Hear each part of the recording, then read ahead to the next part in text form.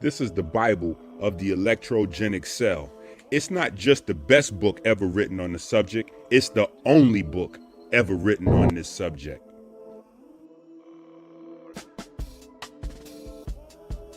Brought to you by supporters of Christ.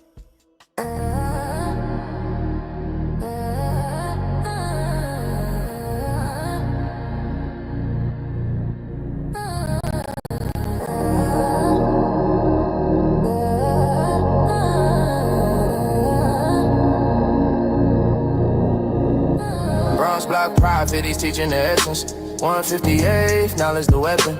Quantum chemistry, protons in session. Molecular machines, God's own invention. Structure water dripping, clarity lens. H2O whispers where the lesson begins. Dr. Inky said flow like the stream. Electrons dance in a quantum dream. H2O is my molecules in the gleam. Structure type pristine. Energy unseen. H2O is my drip eternal supreme.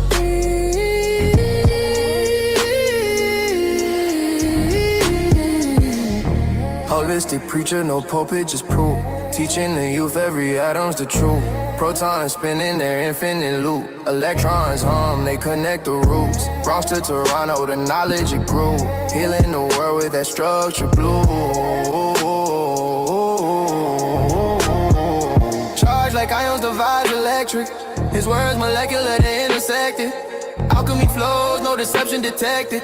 Quantum flow, every lesson perfected. H2O is my molecules in the gleam. Structure tight, pristine. Energy unseen. H2O is my drip eternal supreme.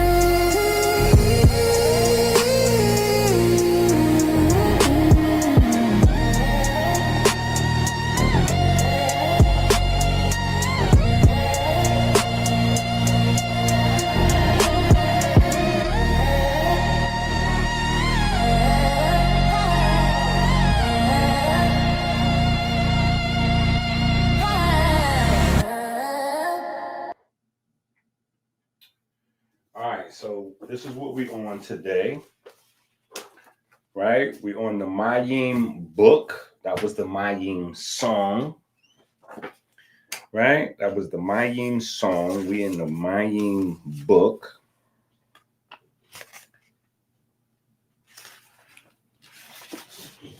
And we have to begin this work. Now, before we get started,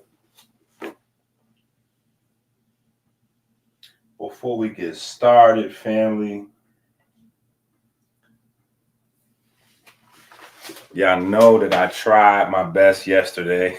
I did not get the book finished. I fell asleep.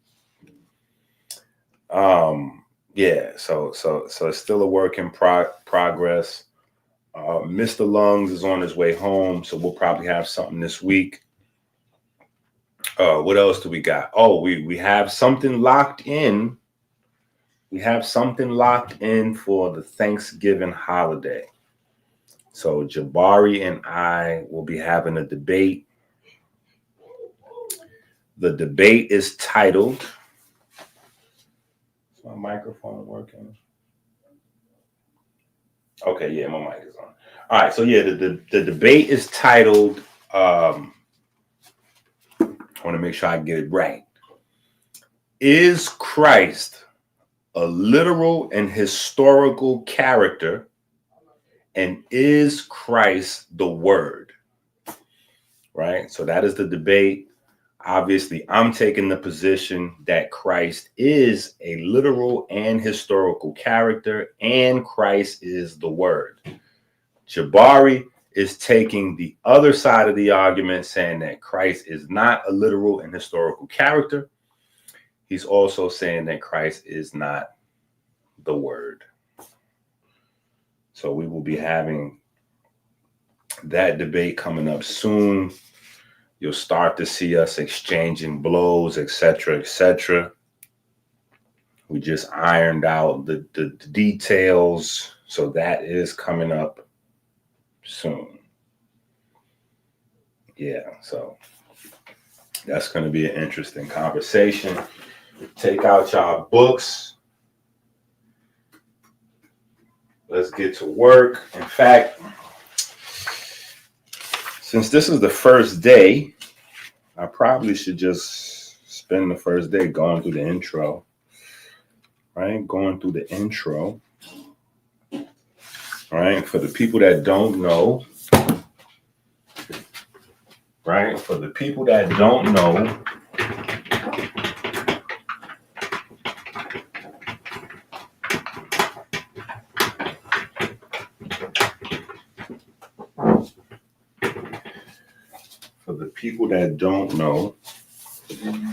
right?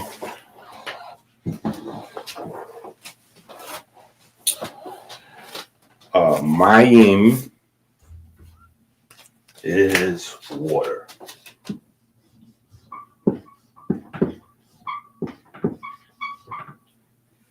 Yep.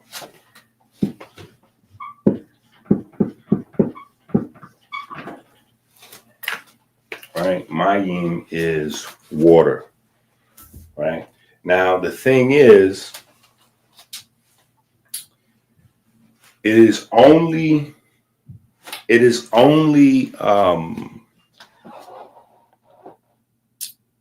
how do I want to phrase? It's only modern culture, right?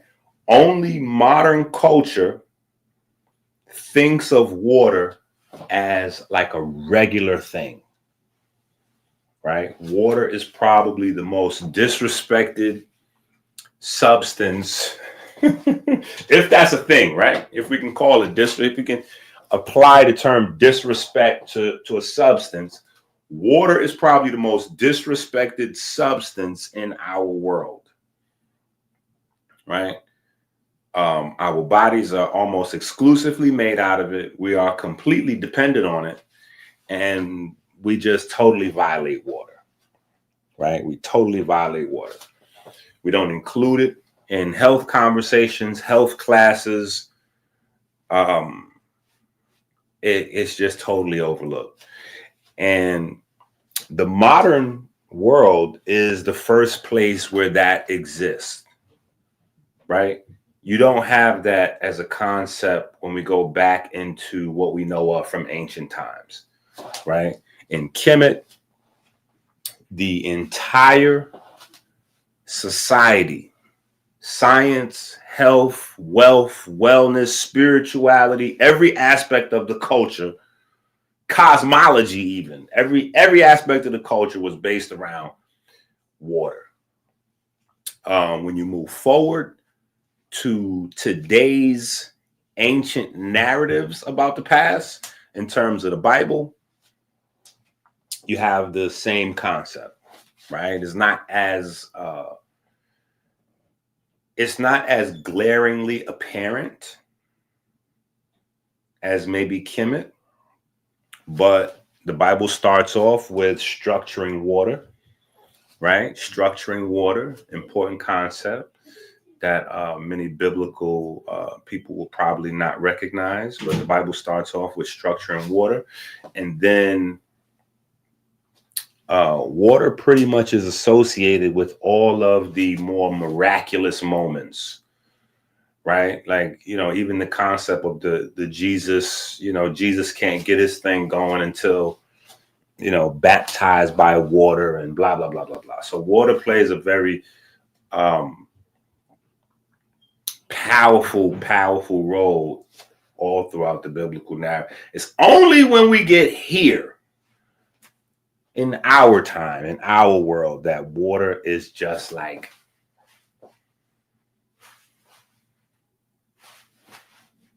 water, right? And so we've had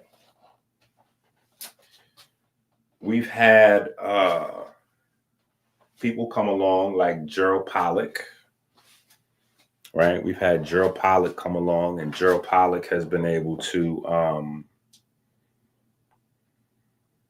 I don't know, Gerald Pollack is kind of washed up now, but Gerald Pollack did start a wave and get people interested. He did start a wave and get people interested in water, right?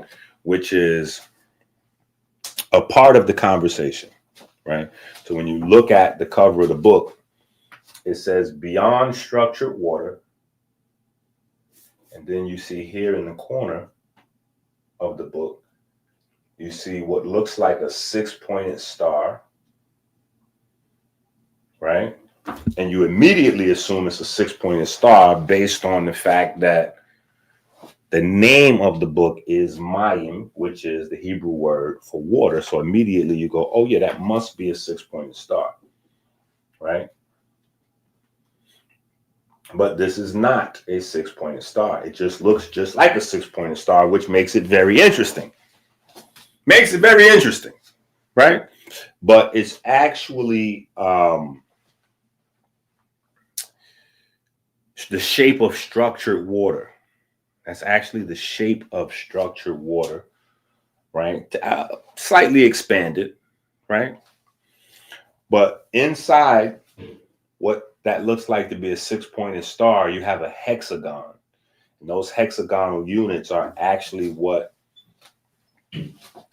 shape structured water takes in a cell.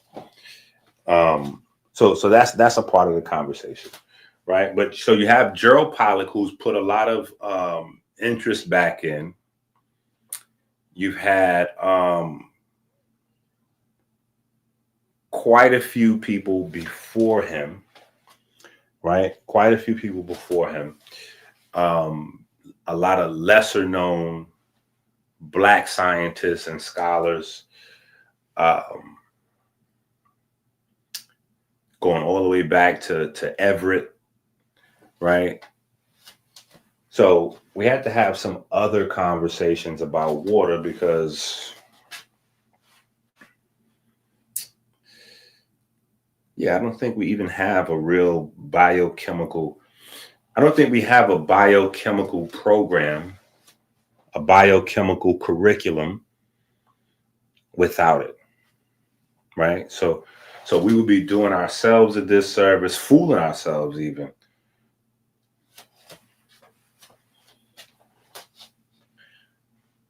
So we got to get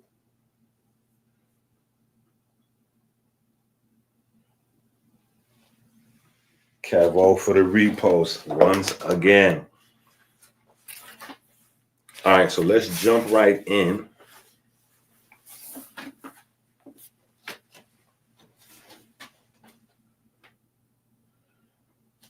No, listen, and it's not just it's a repetitive motif. That shape, the hexagonal shape, is a repetitive motif throughout nature, specifically with energy. Specifically with energy, it is important. Matter of fact, before I even start reading, it is important because it opens up the doorway to look at. It opens up the doorway to look at the story of Solomon in a different way, right? We're gonna move this down the road over here. Mayim water, right? Can we get? Let me see. Can we get? Okay, no, right there. Okay, there we go. Right, but it opens up the doorway for us to look at Solomon's story a little different because there's always been like a weird mystery surrounding the Star of David, the Shield of Solomon, because the 6-pointed star is not technically, it's not technically in the Bible, right? And so you have that kind of like a mystery, where'd that come from? And then on top of that, you have, this story about him receiving all the wisdom in the world and blah, blah, blah. And so if we look here, right,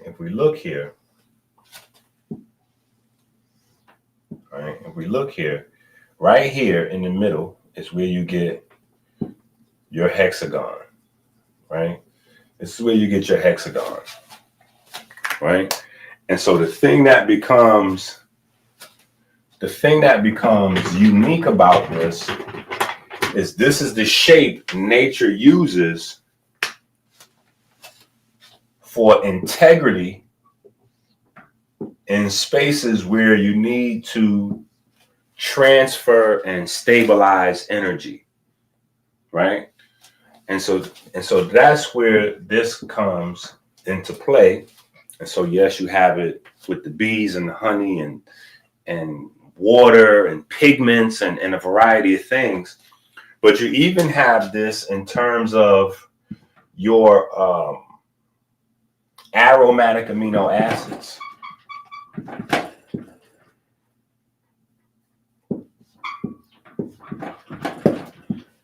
Right? Aromatic amino acids, right? Because this is what allows for amino acids to go beyond redox and begin to absorb light. So all of your pigments require aromatic amino acids because they have this benzene ring, right? So it's definitely a much larger discussion to be had around it.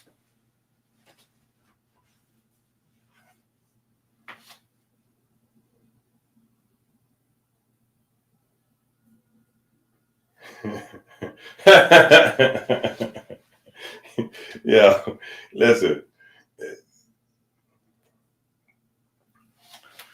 it's a lot people miss. You good, right? But this interface, though, is of primary importance in all of biology. It's important to know that it starts with water.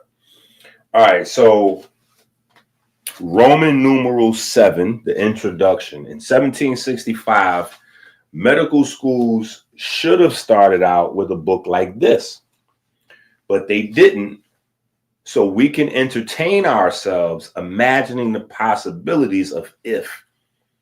If was a...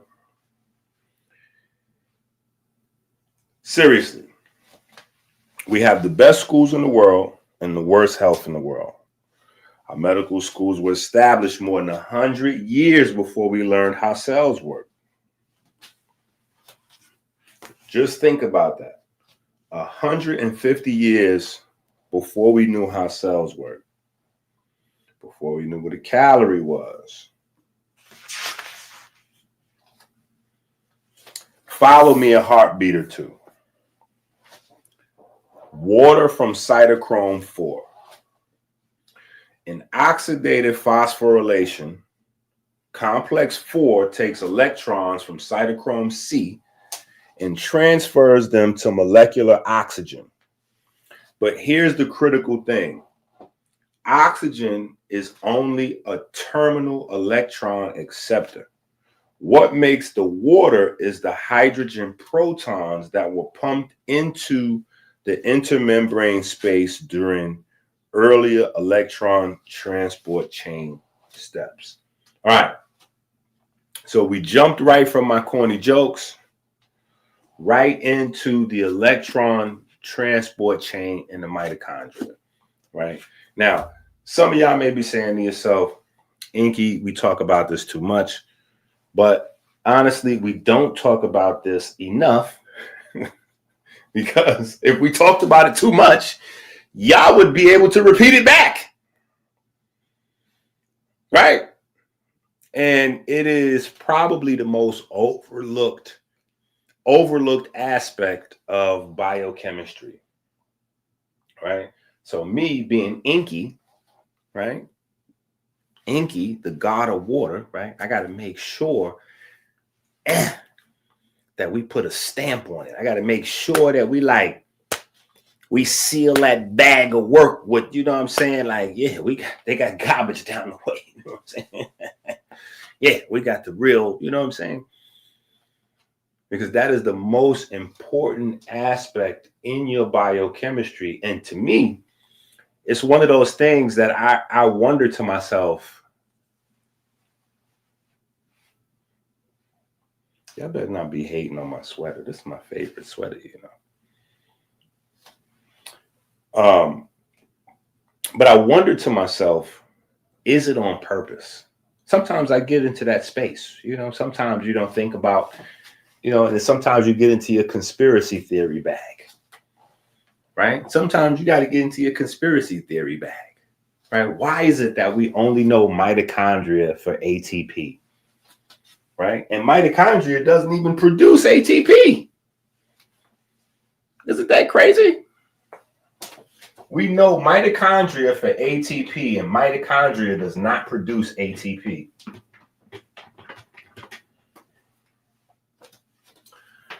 Mitochondria does not produce ATP.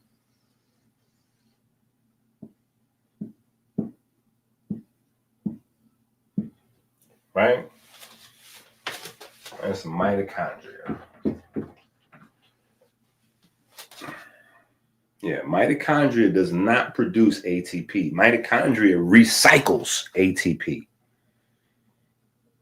Mitochondria recycles it. Doesn't produce it. Like, it doesn't create ATP. It's recycling ATP. It's grabbing the phosphates that are already fully formed and just putting them back together. Right? But it makes water. Right? It makes water. So for me, that would be the more important function of mitochondria. Right? Let's just think for a second. What if everything, let's not say everything. Saying everything might be a little crazy. But let's say the story of early cells is wrong. Right? The story of early cells could be wrong. I'm not saying it is, but I'm just saying it could be. Right? It could be wrong. Right? Because the main caveat of the story of early cells is that we needed a steady production of phosphates. And I'm in agreement with that. Because there's not enough phosphate on Earth for all of the organisms.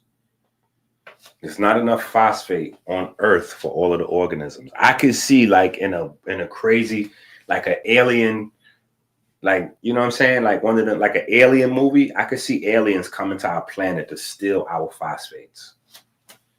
Yeah, like we would think aliens would come here for like the gold or the water. I could see aliens coming here for our phosphate, right?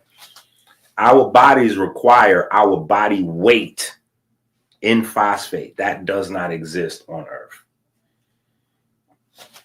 It's not enough phosphate to supply every living organism with its weight in phosphate every single day, especially if we were using it and then pooping it out. Like, there would be no way for us to, the planet, the population would be animal diversity, the population, we probably wouldn't, it'd be really, really different on this planet.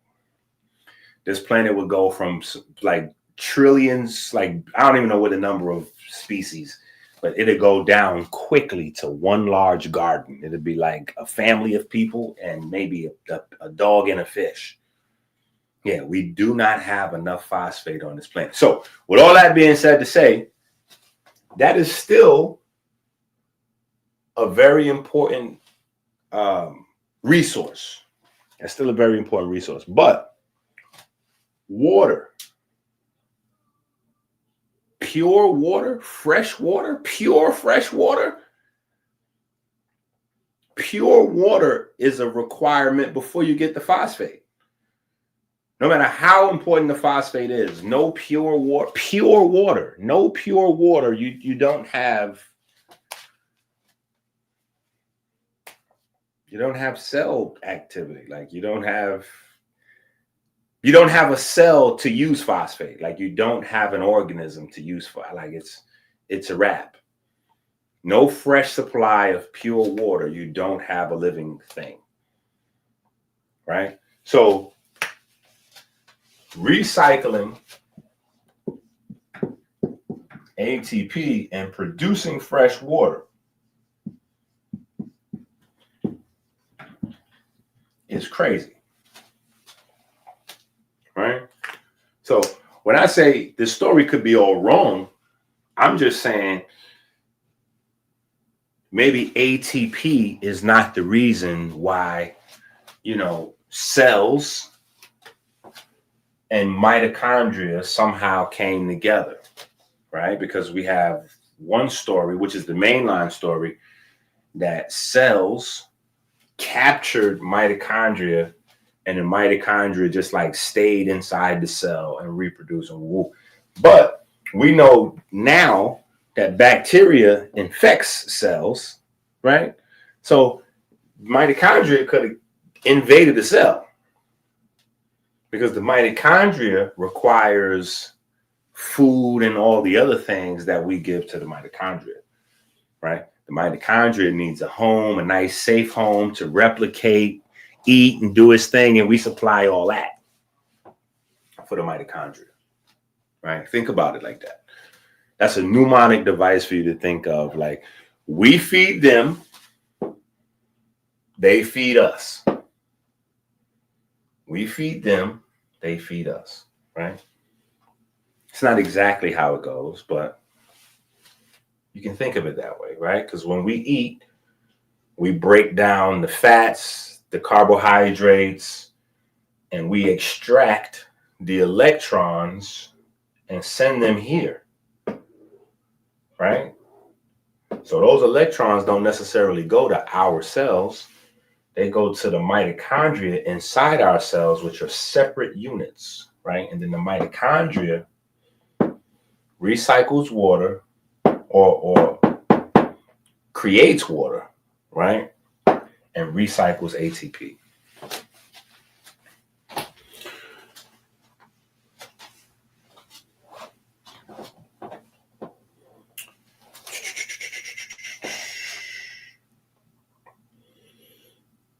All right, so of course, we did not spend enough time on our formula in melanin is anabolic class. So that is kind of how we got, right? That is kind of how we got here.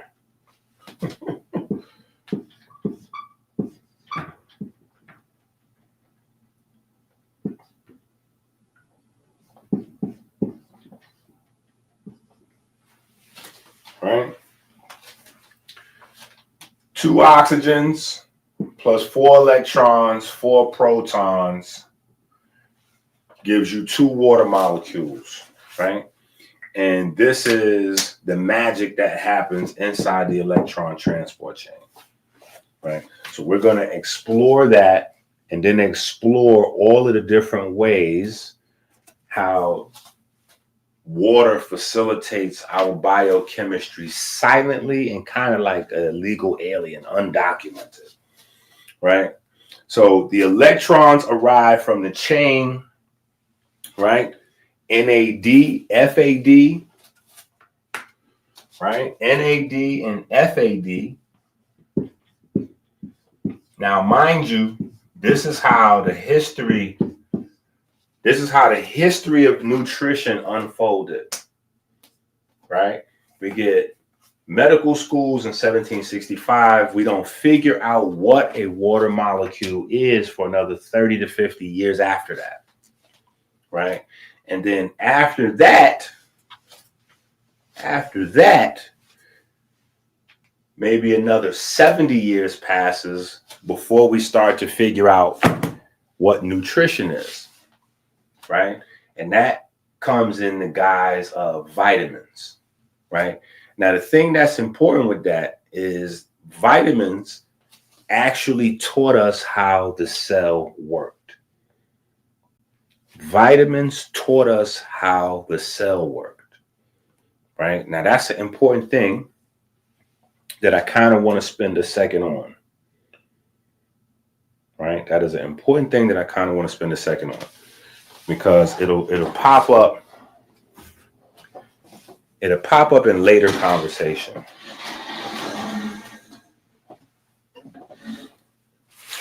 It's going to pop up in later conversation because I had it in my back pocket during the evolution conversation.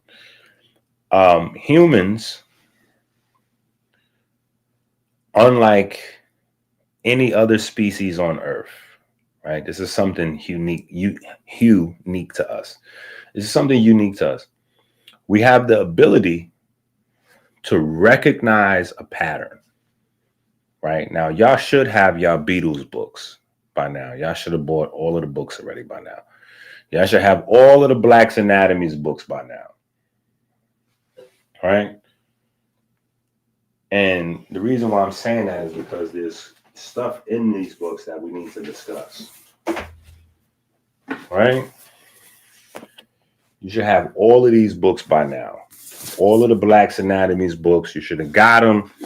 They should have came to your house already, right?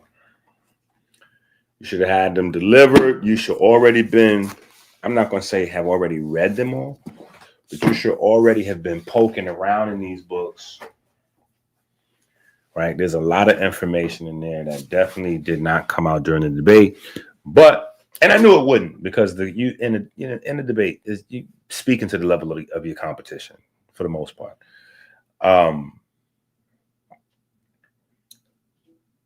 So we did what we needed to do to get as much information out there as possible, right? But and we talk about neurological structures and a lot of those differences in the books. But pattern recognition is something unique to humans. And we talk about emergent properties, right? Emergent properties is very important to the overall conversation, right? Emergent properties is not only important to human development, growth, and understanding how the body works, but emergent properties is also important to the conversation of irreducible complexity, right? We were talking about that a little bit during our study hall. If y'all notice, I took all of the study halls down. The study halls are kind of just for us to hang out, share some thoughts, chop it up while we're together, right? But if you want to hear the music, you need to go and be your own DJ. You need to go listen to the playlist yourself.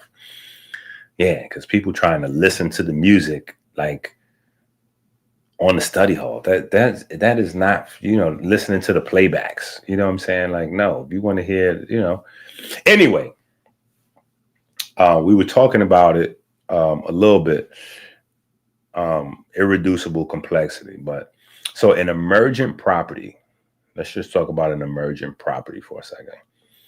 An emergent property is something that comes from putting things together, right? It's not something that's intrinsic to each individual thing, right?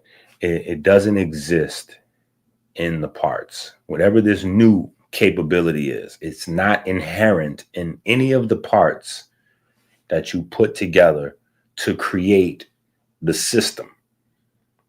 The emergent property is a new trait or characteristic that presents itself after you put together the system, right? So when you think of a human, the human mind is a mystery for the most part, because the human mind is an emergent property, right? The human mind is not located in any one of the single parts of the human body, right? The human mind is an emergent property of the entire system, right? Parts of the system have a greater influence and impact than others, but the human mind as we know it today is an emergent phenomena, an emergent property of all of the human being, right? So when we're talking about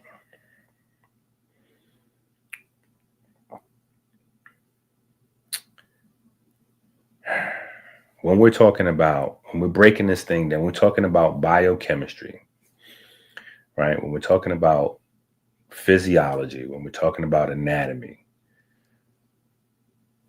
most times we're having a conversation about the parts, right? Most of the time we're having a conversation about the parts. And life is not about the parts. It's about the emergent property that comes from putting the parts together, right? And so, anyway, one of the things that humans have is the ability to recognize this. And then we can analyze it, and then we can create based on that, right? We can recognize patterns, right? Recognize patterns. That's going to tell us how a thing is put together. And then we can take those patterns and apply them in other places and create more emergent phenomena, right? Which is how and why we have technology, how and why we have inventions, right? If you notice, you kind of don't see that anywhere else on earth. It's just a thing that people do, right? So that is a very important thing in the grand scheme of things. Pattern recognition, right?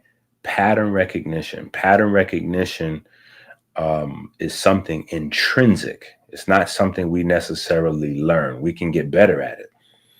We can practice and hone it, but pattern recognition is an innate quality of the human being.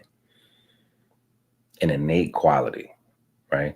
And yes, plenty of other creatures can recognize changes around them, which can be mistaken for pattern recognition. But they can't really recognize full-blown patterns like a human does. It is something very, very, very, very, very, very different, right? It literally is, it's the main aspect of what science is. That's what we're doing with science. When you make an observation, the observation begins with that's pattern recognition, right? And then when you break it down and you try to figure out the mechanism of it, you're trying to find the parts, right? You're trying to find the parts, and you put together the hypotheses and the theory and the blah, blah, blah, and you test it to figure out if you got it right. And your prediction is based on pretty much the emergent phenomena that you should see coming from that. Like, okay, I observed this pattern, so let me see if I can recreate that pattern from scratch. And so one of the things that's important in science is duplication, right? When you get your results, those results have to be reproducible or duplicatable, right? So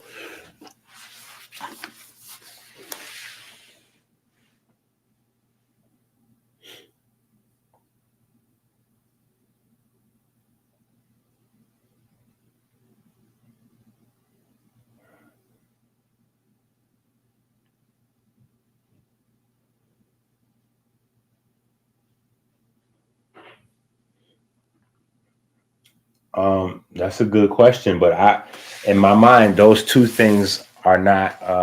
They don't cancel They don't cancel each other out. Being an emergent phenomena, and also that emergent phenomena pre-existing, they don't. One doesn't conflict with the other. Yeah, one doesn't conflict with the other. So it can be an emergent phenomena and still be a part of the source material, right? The source material, right? Even though nowadays, if we say source material, right? Source material, it sounds pseudo-religious, right? It sounds like, source. It automatically has a connotation to it. right? Where science is more comfortable saying the quantum field, right? But it's the same thing, right? Okay.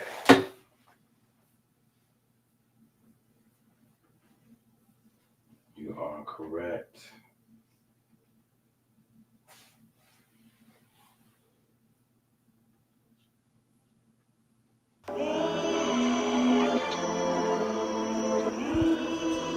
Inky prayer number 2.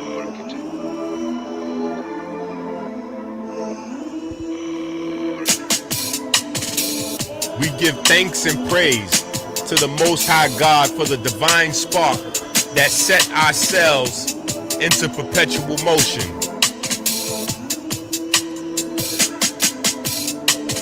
We give thanks for the magnetism of the Most Holy, the magnetism that repels and attracts the ferry boats of light 60,000 miles every 60 seconds throughout our vessels and caves. We give thanks for the ability to drink clean water every 60 minutes, flooding the river of life.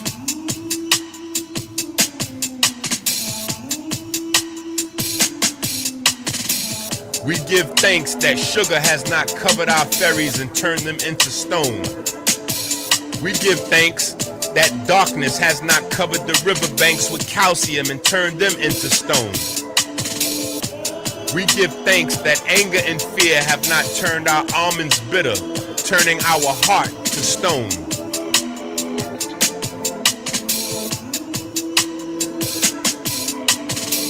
We give thanks for smooth sailing upstream through the valley of death, through the superior vena cava into the right atrium.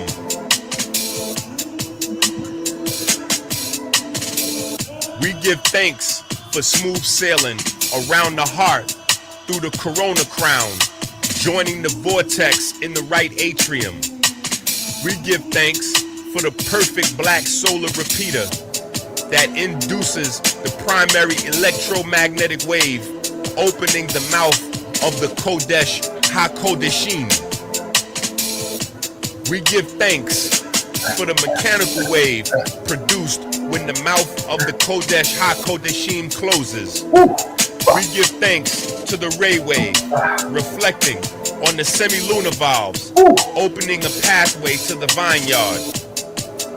We give thanks for the mechanical wave produced when the lunar gate to the vineyard closes. We give thanks to the Most High God that provides the light and our breath, and the light in our breath. We give thanks for the fine olfactory system that makes our grapes ripe with light. We give thanks for the Jed pillar that provides us with a stable fleet of ferry boats to dock in our vineyard. We give thanks for smooth sailing through the pulmonary vein into the storm of the left atrium.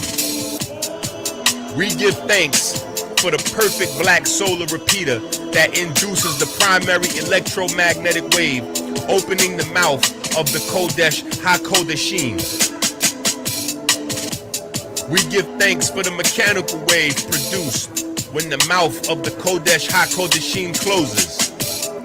We give thanks to the ray wave, reflecting on the semi-lunar valves, opening a pathway into the holy royal arch of the Wa scepter. We give thanks for the mechanical wave produced when the lunar gate into the holy royal arch of the Wa scepter closes. We give thanks for the magnetism of the Most Holy, the magnetism that repels and attracts the ferry boats of light 60,000 miles every 60 seconds throughout our vessels and our caves. Amen.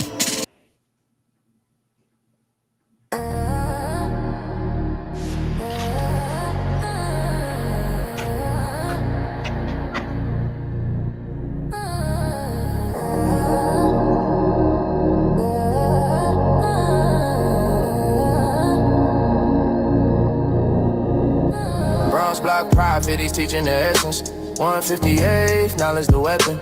Quantum chemistry, protons in session. Molecular machines, God's own invention.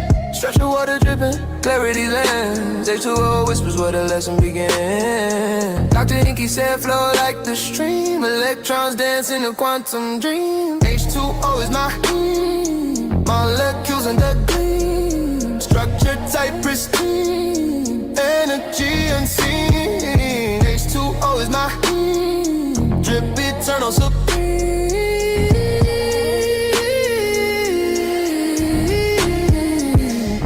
Holistic preacher, no pulpit, just proof. Teaching the youth every atom's the truth.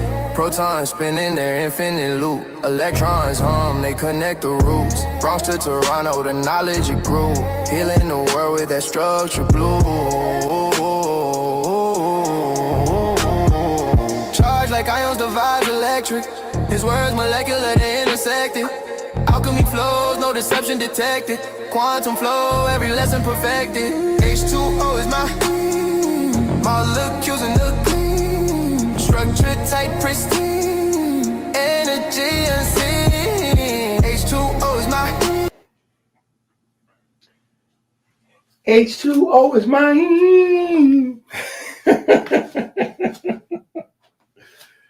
All right. I see y'all. Yeah. I see y'all. Absolutely. That was definitely encapsulated in the beginning of the debate, in the books, right? All right, so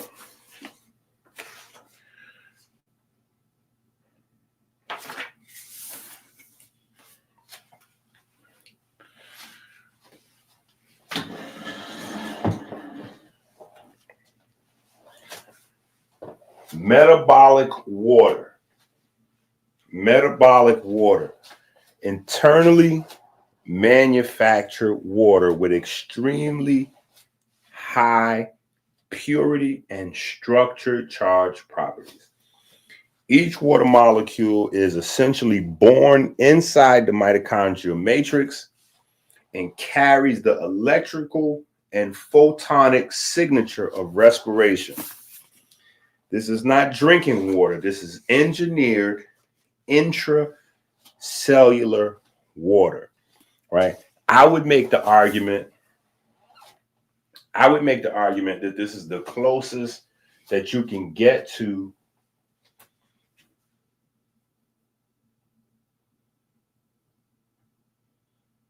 okay, all right. We did a little modification. Yeah. Let's talk about it. 50 dips. 50 dips for B-more. Right? But I would argue that this is the closest thing that we could get to holy water, right? Intracellular water already tied into the proton motive force and immediately available for enzymatic hydration shells, proton shuttling, and exclusion zones. Yeah. My heart rate is up. My blood is pumping.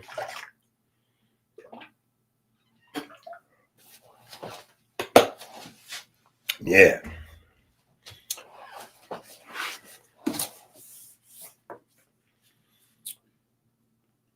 Now, the Krebs cycle as a hydrogen cycle. The Krebs cycle isn't just a carbon oxidation loop. It's actually a hydrogen harvesting cycle, right? A hydrogen harvesting cycle. So when I first start studying the Krebs cycle, right? When I first start studying the Krebs cycle,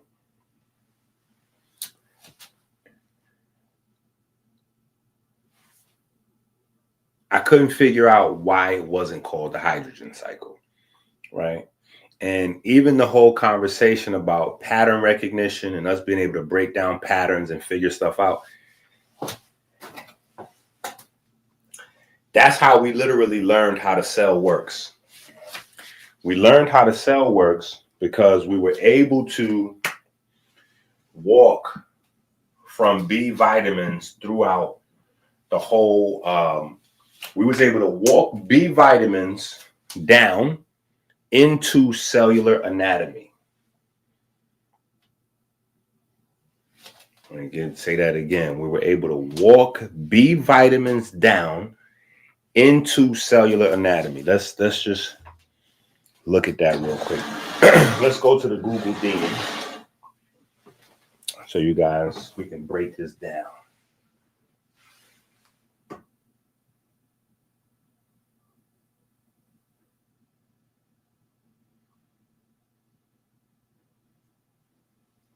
What made me take the Jesus debate?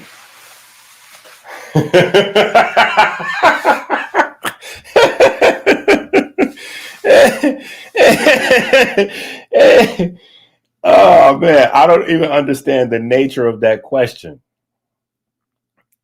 Ask that question again. Reformulate that question. Like add some more details to that. That seems like an incomplete thought almost. Right? You're saying what made me take that Jesus debate? So are you saying that it's impossible for me to prove that Christ is a literal and historical character?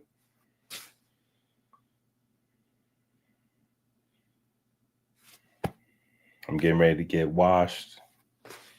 It doesn't have anything to do with the science or the information. Come back with your question. I'm interested.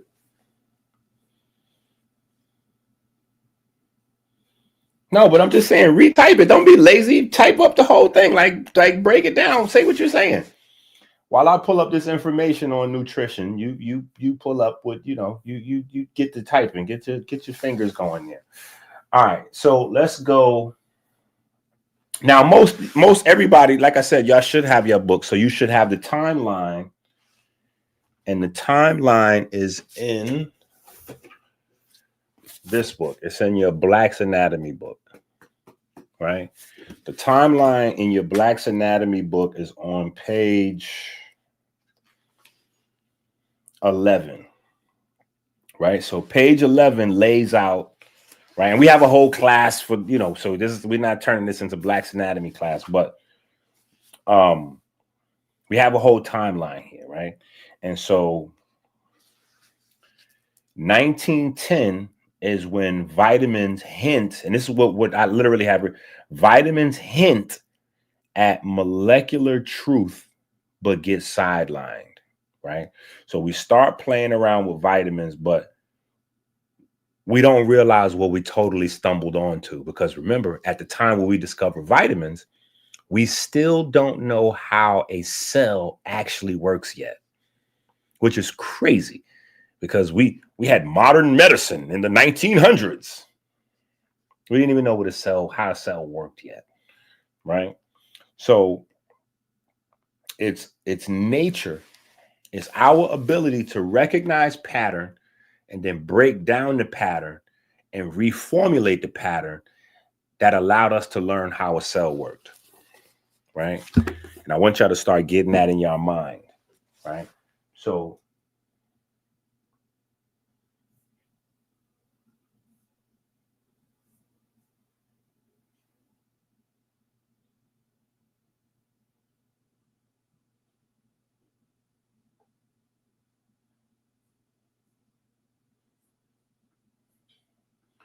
let's go to the discovery of vitamins. Let's see what we get here.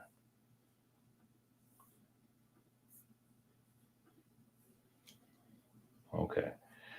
I typed in discovery of vitamins. Let's see what we get here.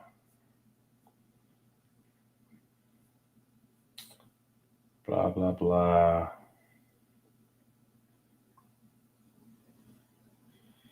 Okay. All right. Here we go. Let's see what Wiki got. Let's see what Wiki got. I'm surprised Gemini is not. Where is Gemini? Like, why isn't Gemini talking that talk? Gemini usually pops up and just be all up in your business. That is interesting. It is very interesting that Gemini has not popped up. Okay. List of vitamins. History. Let's see what we got here. Okay. Here we go. Here we go. All right. So 1910.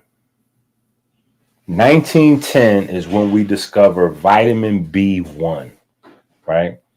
So now here is literally the discovery of, this is how you map the most important discovery in all of biology.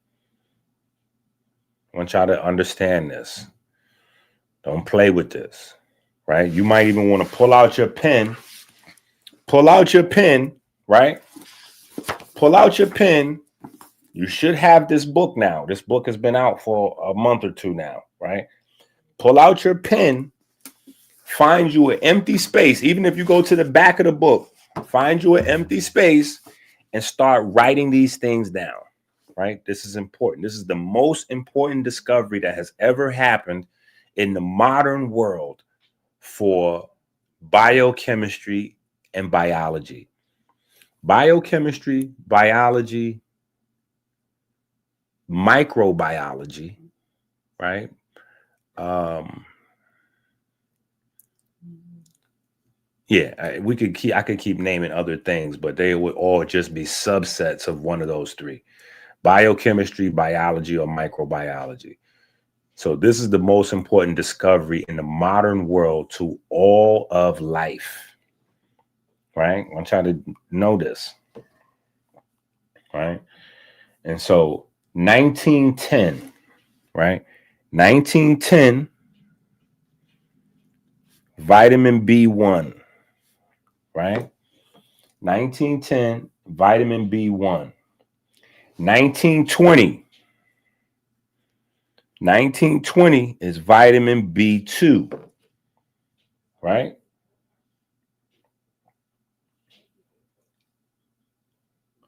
1930. 1931, vitamin B5, right? 1934, we get B6. 1936, we get B7. 1936, oh, same year, we get vitamin B3, right? That's niacin right here, right? 1941, we get B9. 1948, we get B12, right? Okay. Now, if you notice, I skipped vitamin C and I skipped all of the fat soluble vitamins, right?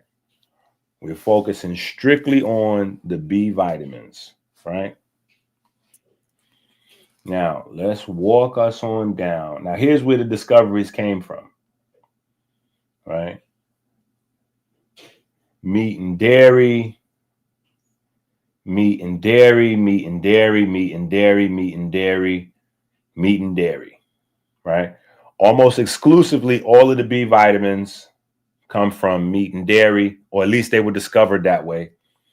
B9 is the exception, discovered in leafy greens. Okay.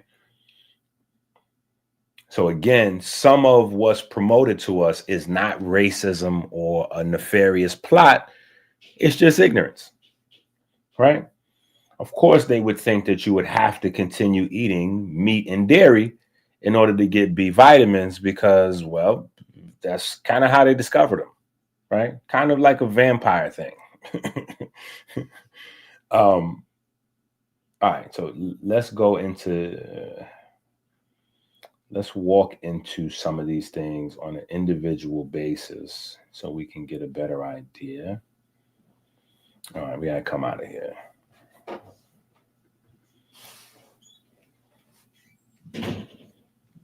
Vitamin B1. Oh, now Gemini want to pop up and be all up in the business. Now Gemini want to pop up and be in the business. What you got for us? All right. So here's what you put next to your little chart. You should be working on a little chart. I told y'all to write this stuff down. So you should have you some little notes that you're getting ready to start putting together in your book. Right? You should have you some little notes in there you putting together. And yes, this is already in a couple of other books already. This is already in the Race Hustler series books. We went over this a few times, right? But it's never enough, right? It's called study for a reason, research, right? All right, so here is number one, right? Right there. This is where we get right into the Krebs cycle immediately. Vitamin B1, right? Vitamin B1 helps us break down carbohydrates. Now, mind you, I get into B1 with diabetes. Wait, what is happening? My children, I seem to be having a dad moment. Give me a second.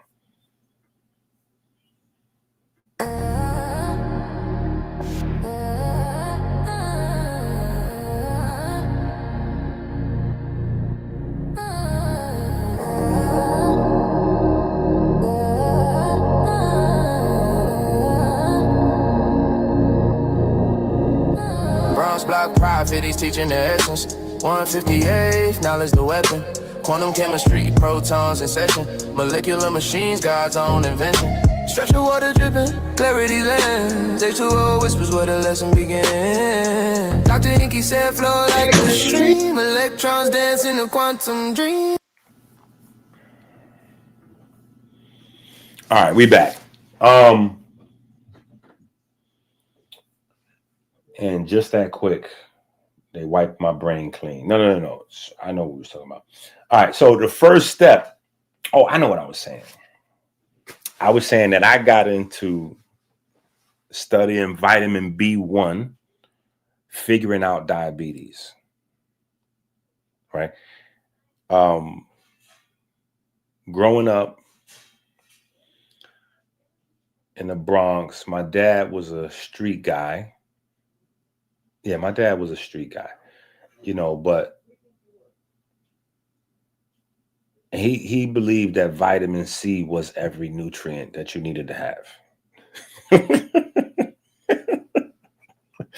He believed that vitamin C was everything, period. If you got any disease on earth, it's because clearly you did not have enough vitamin C.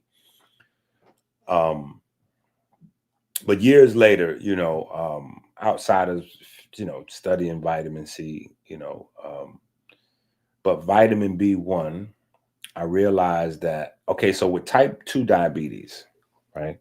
With type 2 diabetes, there are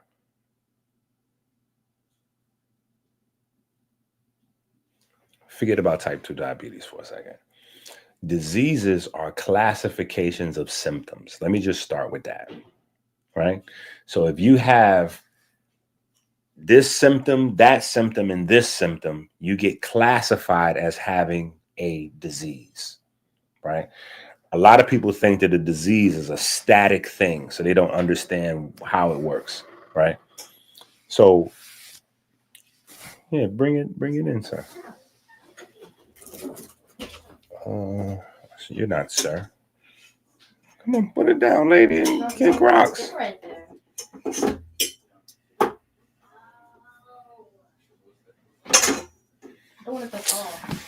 You are trolling. Here, put it right here.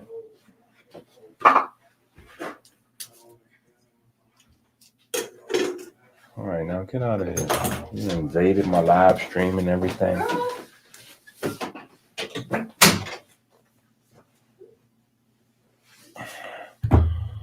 Y'all better stop playing in here. All right. Anyway, so what I realized was that there are deficiencies that can create symptoms that will come across, if unknown, as if you are diabetic. Right? Just not having a specific nutrient could, get you classified as diabetic because this nutrient or that nutrient might be just that important to your body's ability to metabolize carbohydrates.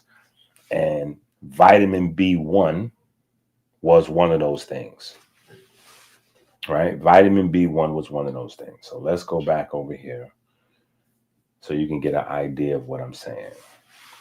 Vitamin B1, diabetes. All right, Gemini back all up in our business again. Vitamin B1 or thiamine may help manage diabetes by improving glucose metabolism and reducing the risk of complications.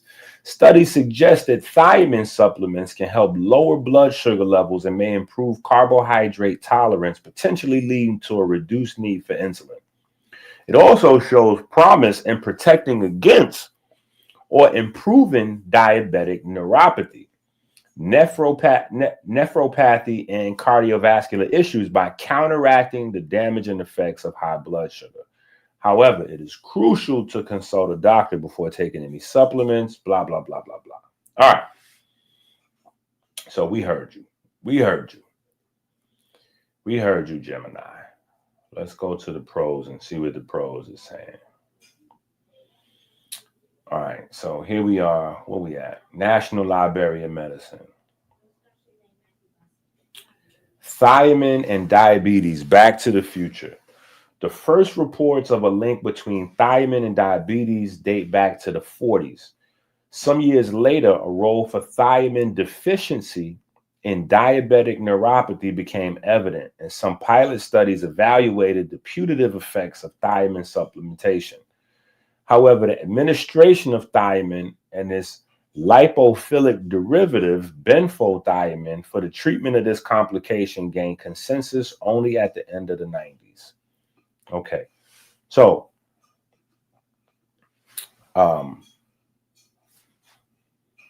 right now, mind you, in the 90s is when I'm just starting out doing this kind of research, right?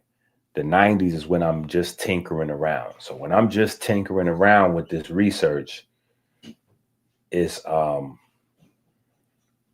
when a lot of these things are coming to the forefront, right? So this is why I say some of the stuff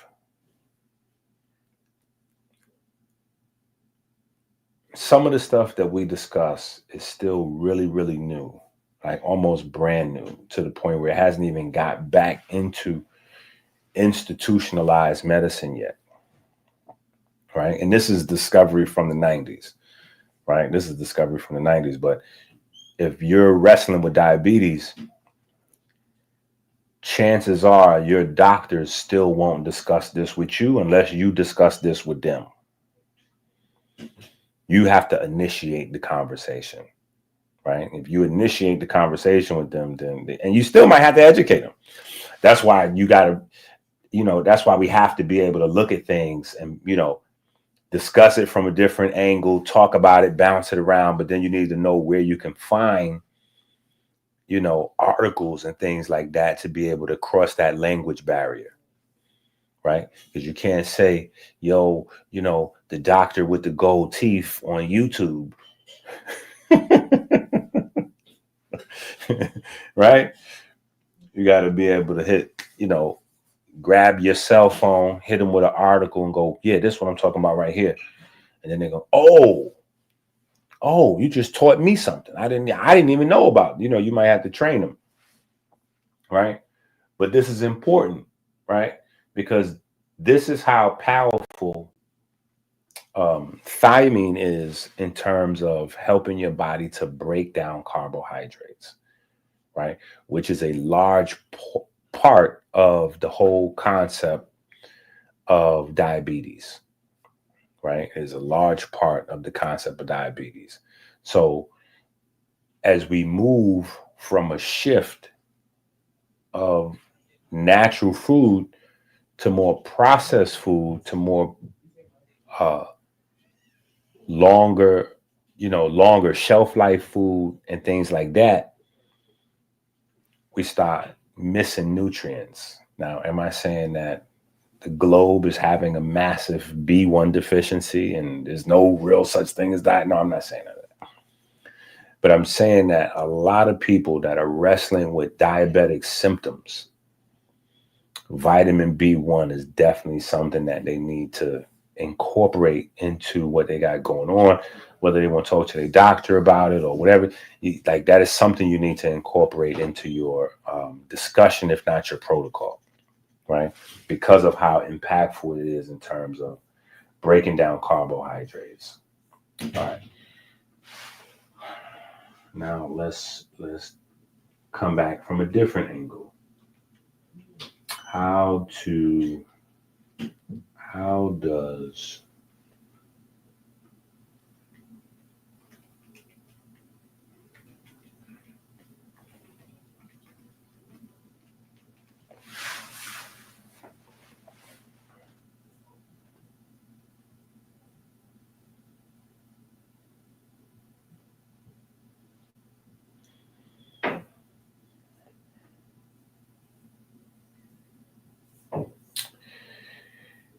how vitamin B converts pyruvate to acetyl-CoA.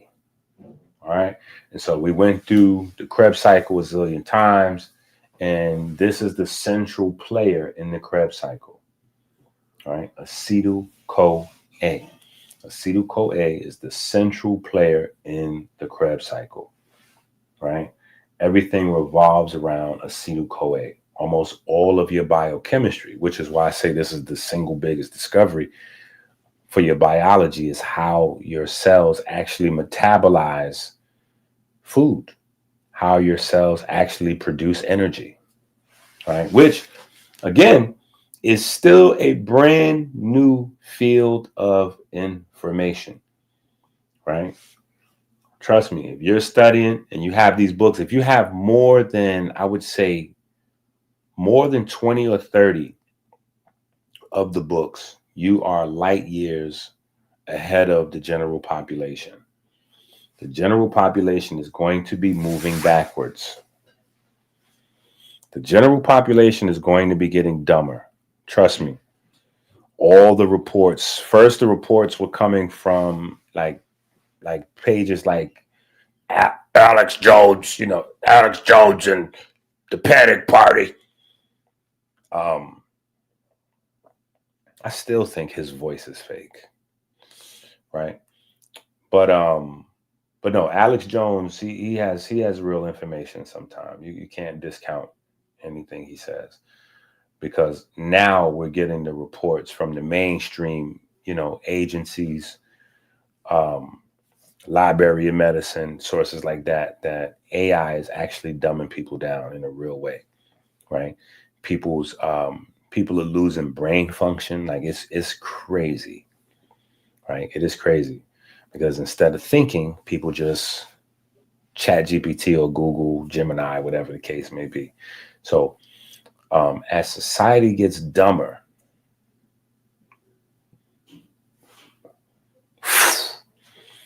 we will be moving ahead at light speed, right?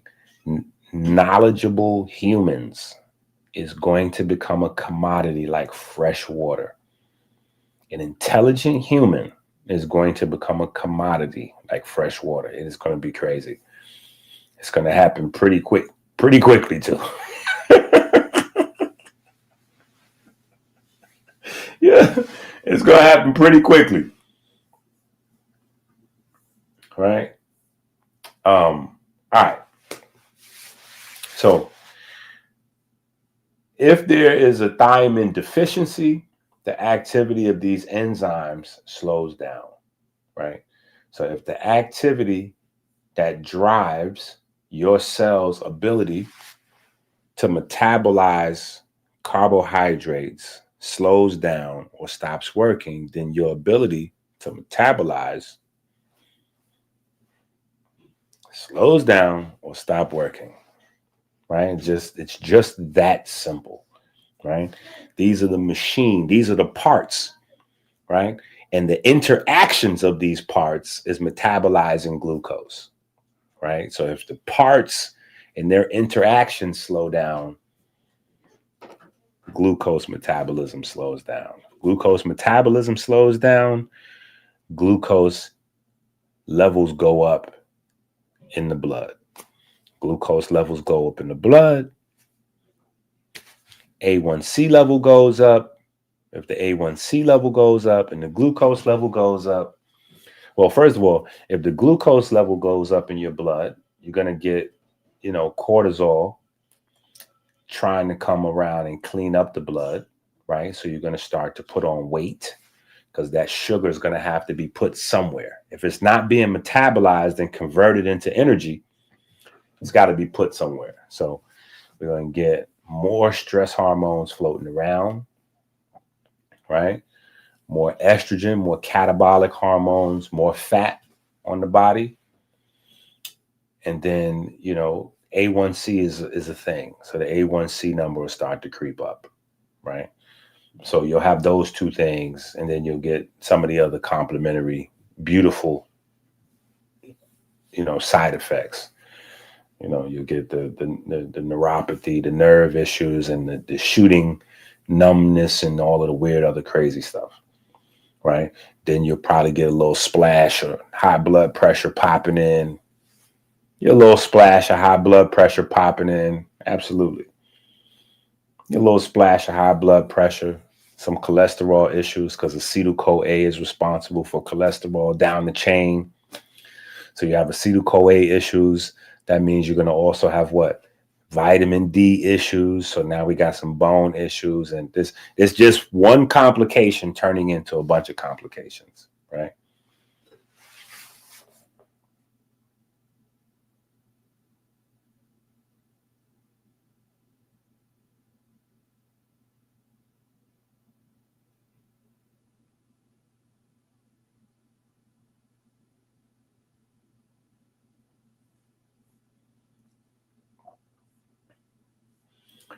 All right, so now let's go. So write that into your vitamin B1 notes. Breaks down carbohydrates or whatever. If you got better, do your thing. But at the bare minimum, put breakdown carbohydrates next to vitamin B1. Right? Now let's see what B2 does.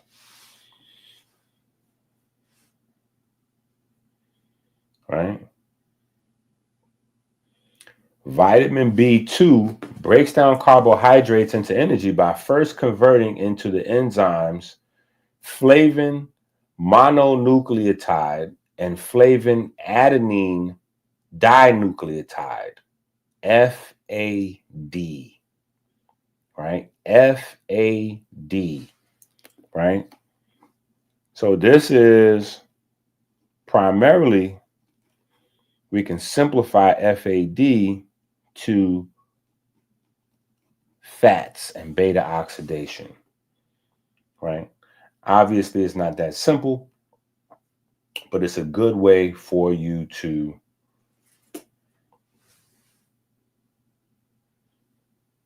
let me see. Actually, let's open up another window. FAD beta oxidation.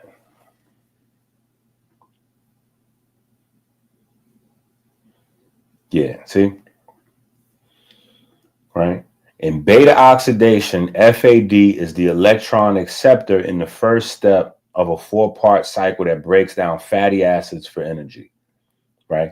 So the FAD is important in carrying electrons. It's an electron acceptor, right? So there's no electrogenesis, no electric body, no electric human, no electric nothing happening, right?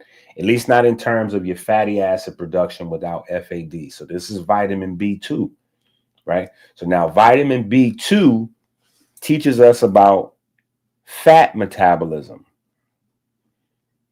right? This is how vitamins taught us this story. This is the story of how vitamins taught us how the cells work, right? Now let's go vitamin B3. Let's go vitamin B3.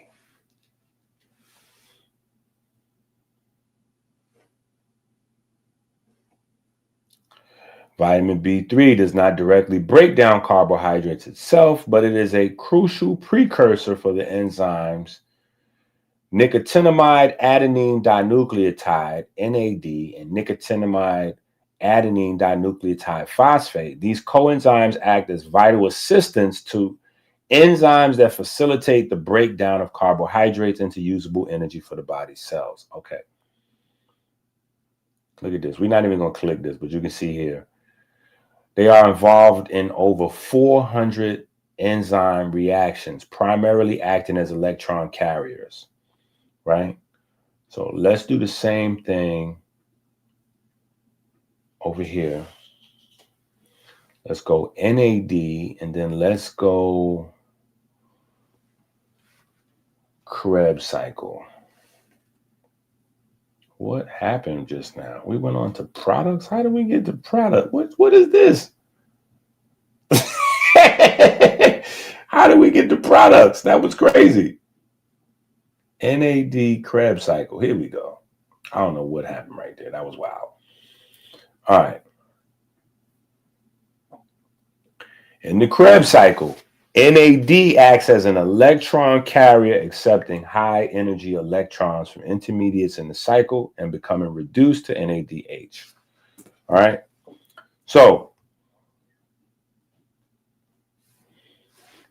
what we got right now with the first 3 B vitamins, right? B1, B2, and B3, right? Studying B1, B2, and B3 teaches us what? How carbohydrates breaks down, right? Fats also, right? And then B2 and B3 teaches us what? How the electrons from the metabolized carbohydrates and fats are turned into energy, right? Now, here's where the problem comes in.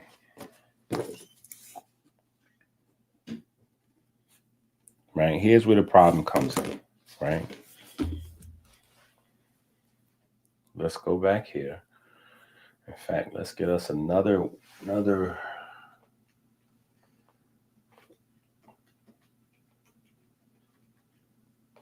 timeline.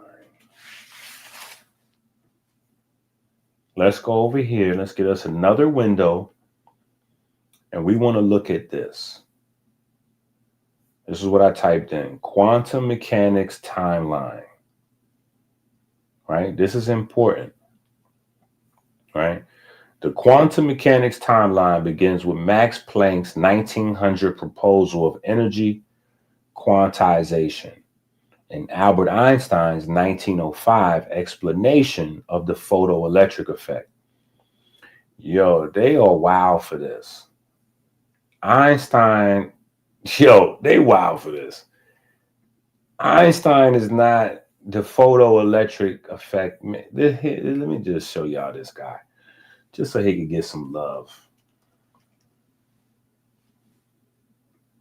Let's just look at this guy right here. My man Einstein done swagger jacked my man to death. Einstein done swagger jacked my man to death. Right? Look at this. What you got going on?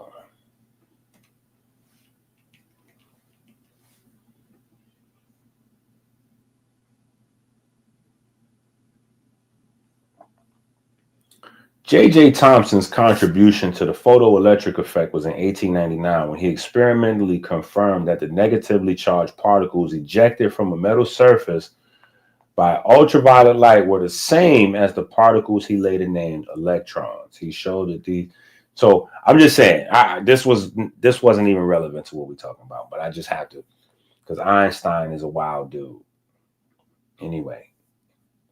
Anyway, back to the work here.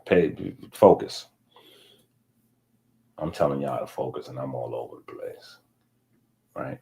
All right, but this is important though. The quantum mechanics timeline began with Max Planck in the 1900s proposal of energy quantization. Right?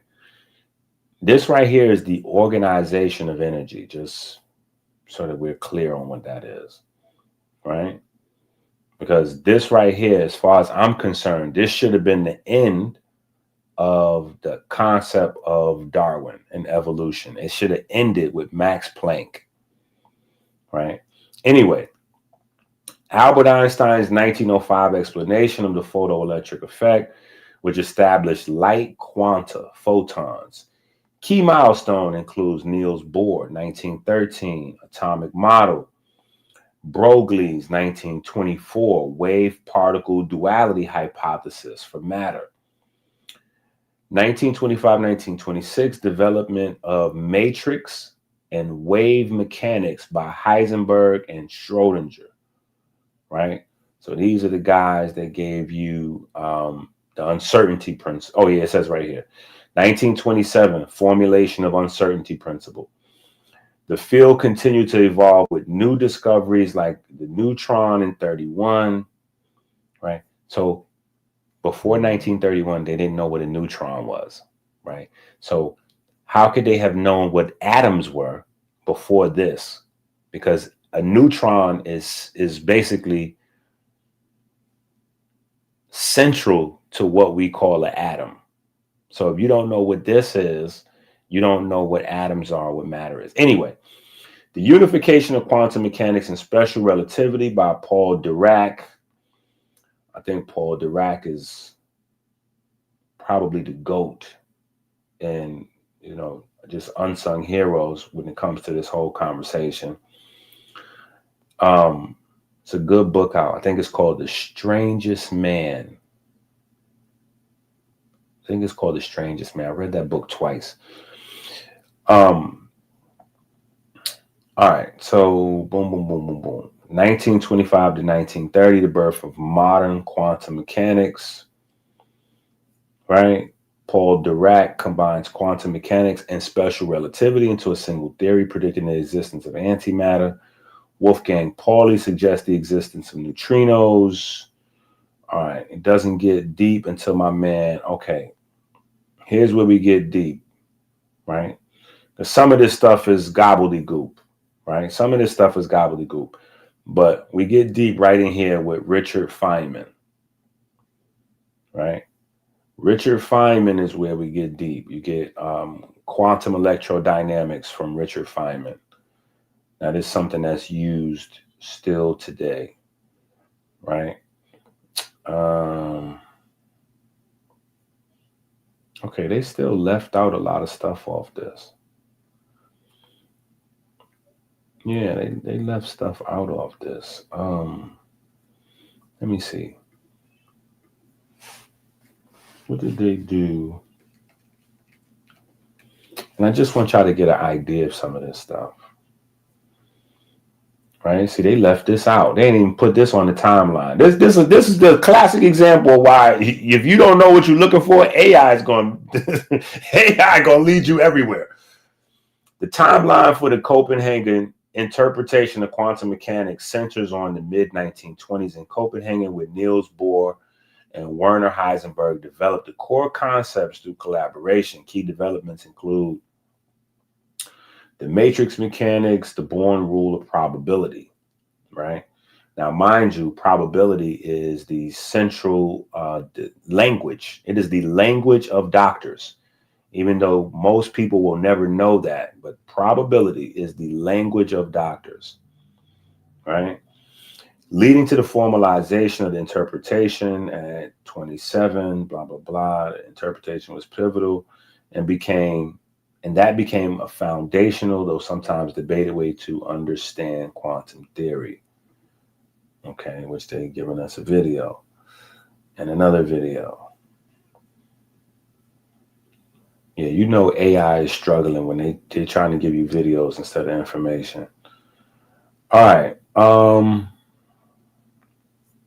Let's go back up here. Quantum mechanics, wave, particle, timeline.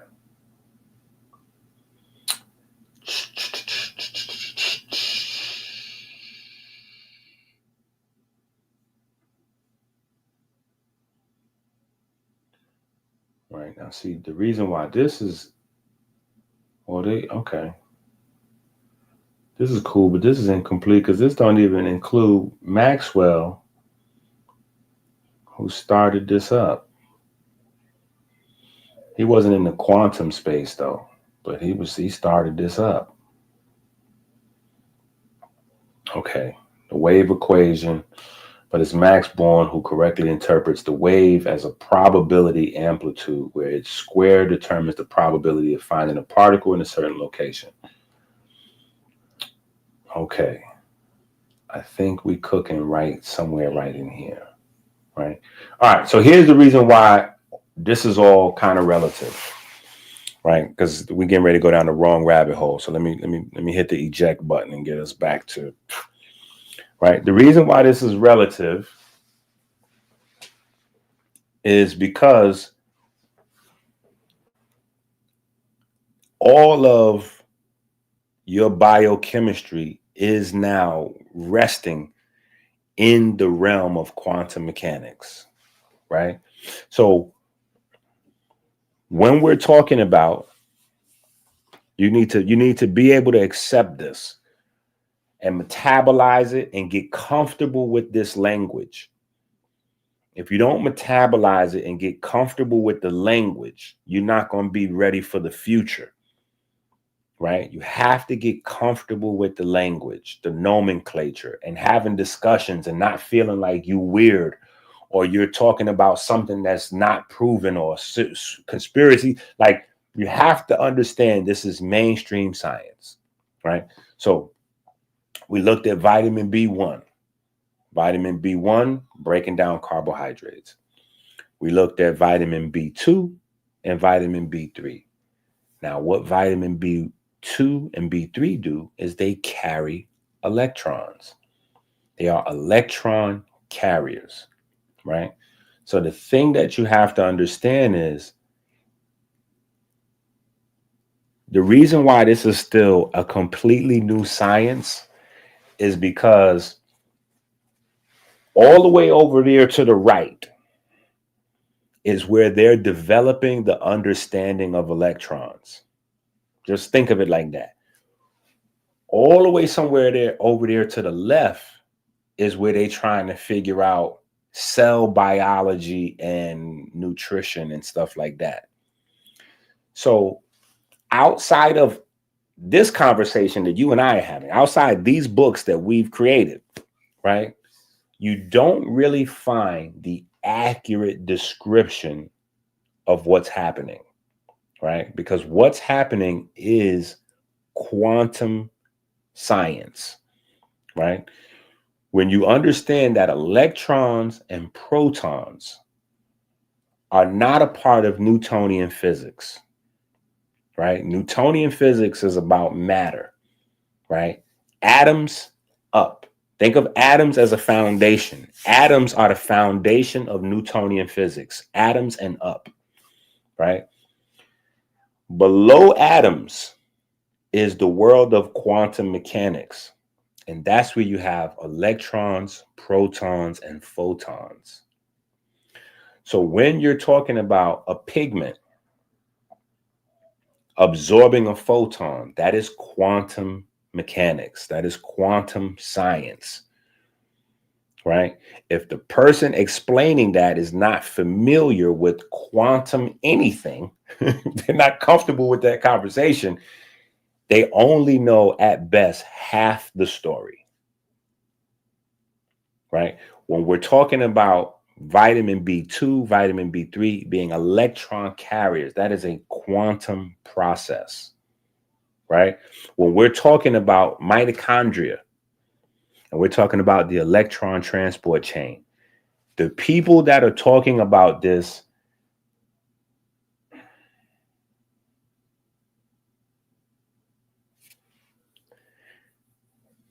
like the conversation on the internet is so dumbed down, right? This is why in the books we have to explain, okay, so in the electron transport chain is quantum tunneling. That's the conversation. If you're not comfortable with that level of conversation, you're going to be left in the dust in the future. Because that's what's happening. That's in tomorrow's world, right? The people in today's world are sick because they don't understand this information, right? Yeah, we'll do this like this.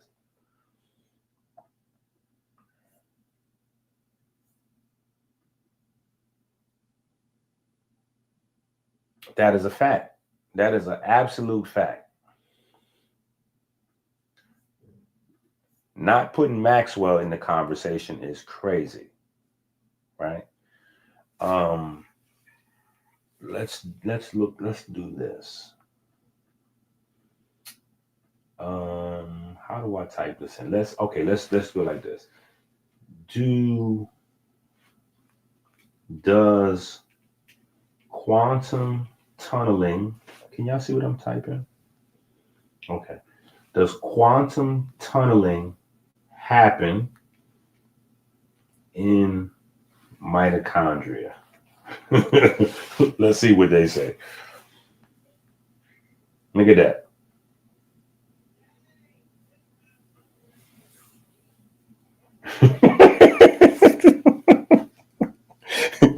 I want you to understand this.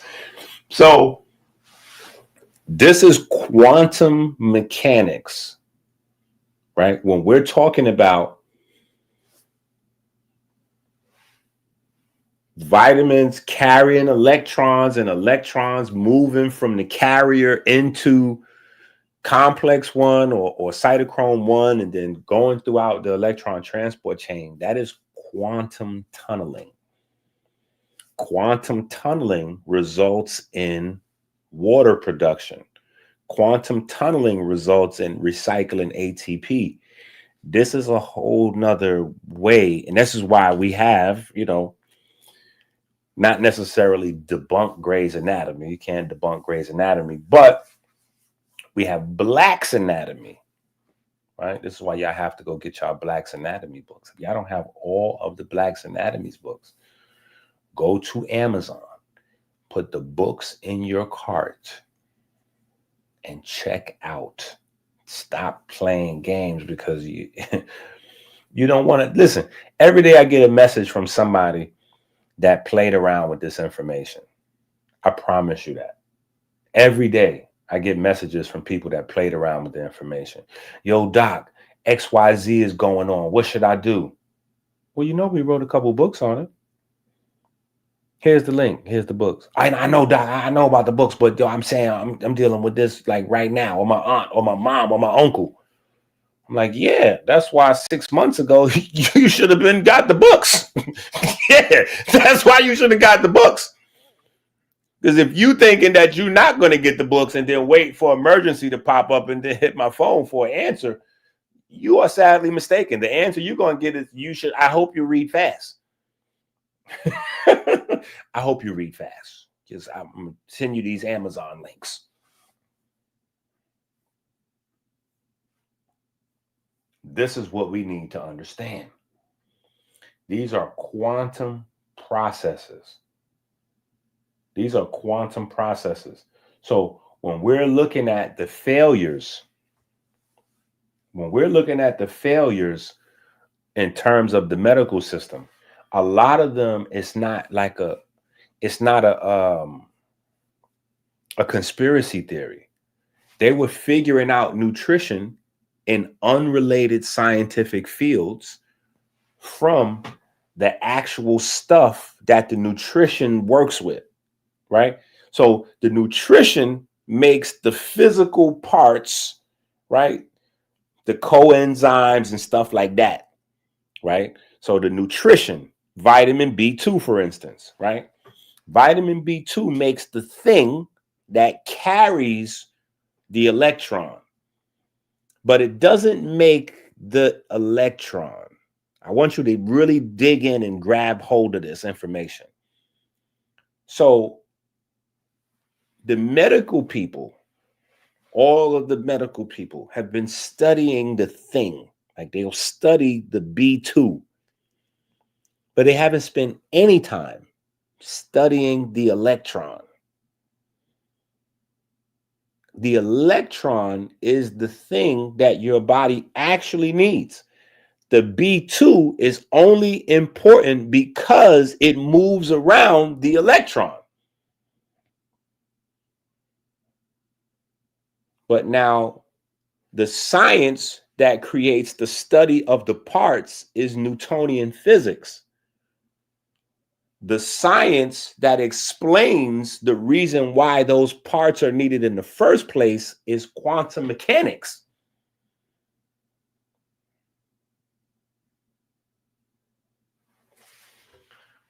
I hope y'all are getting this. Right? I hope y'all are getting this. Uh-oh, my battery is about to go. Hold up. My battery is about to go.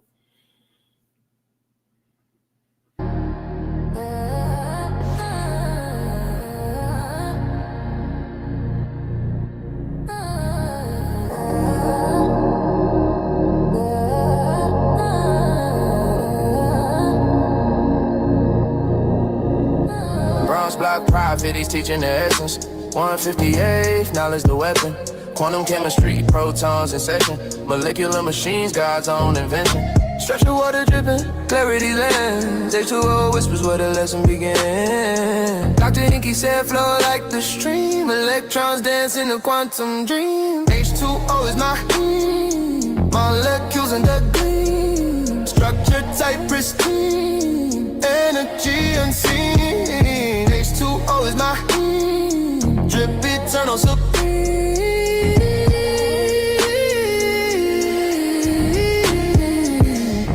Holistic preacher, no pulpit, just proof.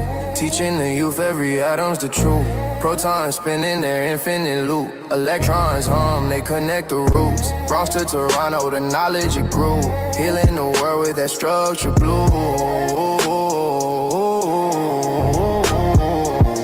Like ions divide electric.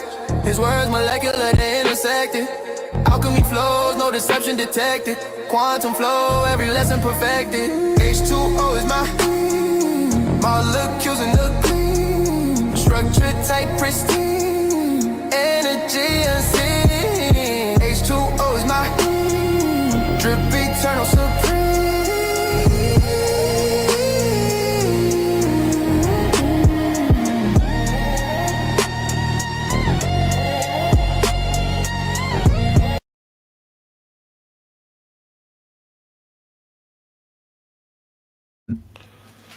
All right, we back. We back.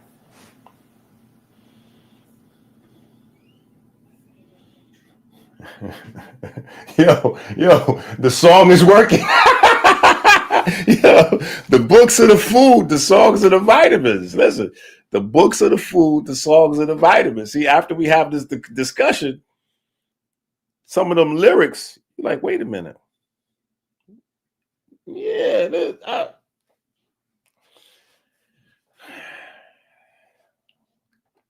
we see you, Doc. We see you, Doc. Something happening. This is why y'all gotta know where we at. Where Tika at? Right? Where Tika at? Like, share, hit the super chat. Right? Like, share, hit the super chat, subscribe, join the Patreon, get you some products, hit the Cash App, hit the Zelle, hit the PayPal, hit something.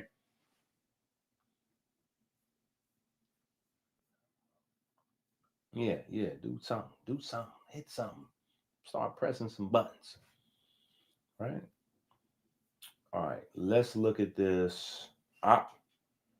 Proton tunneling. Proton tunneling, quantum tunneling of protons may also occur across the inner mitochondrial membrane, contributing to a proton leak that can affect cellular processes, right?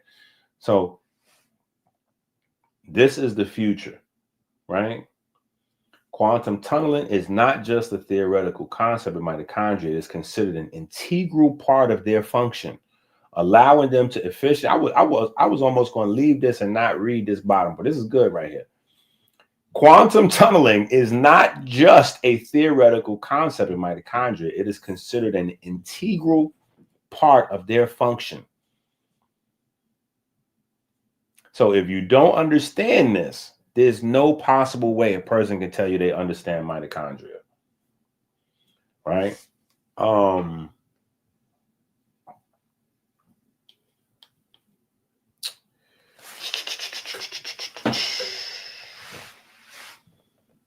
right, I think we got it. All right, so let's go back to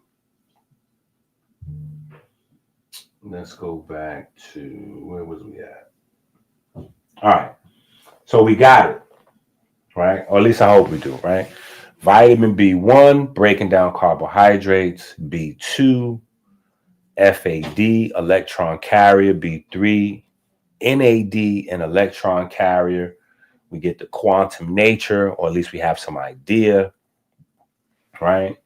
And then we hop over B4 to B5, right?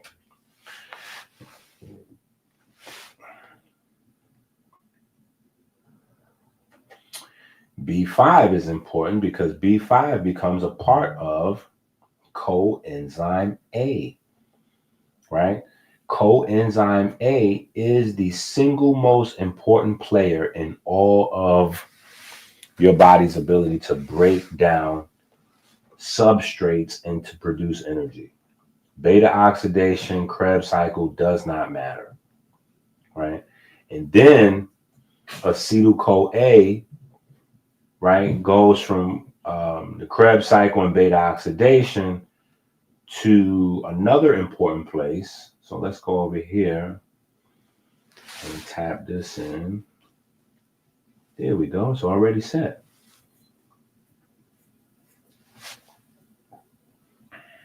Right? Acetyl-CoA is the fundamental precursor for cholesterol synthesis. Right? So right now, what you got right there is how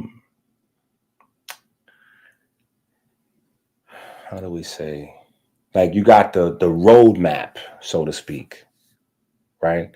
This is why diabetes and high blood pressure is play cousins, right? Diabetes and high blood pressure are related through these guys, right? Acetyl-CoA is at the center of glucose metabolism, and it also is the centerpiece in cholesterol formation, right? So that's where the two roads intersect. Glucose metabolism, high blood pressure intersects with acetyl-CoA.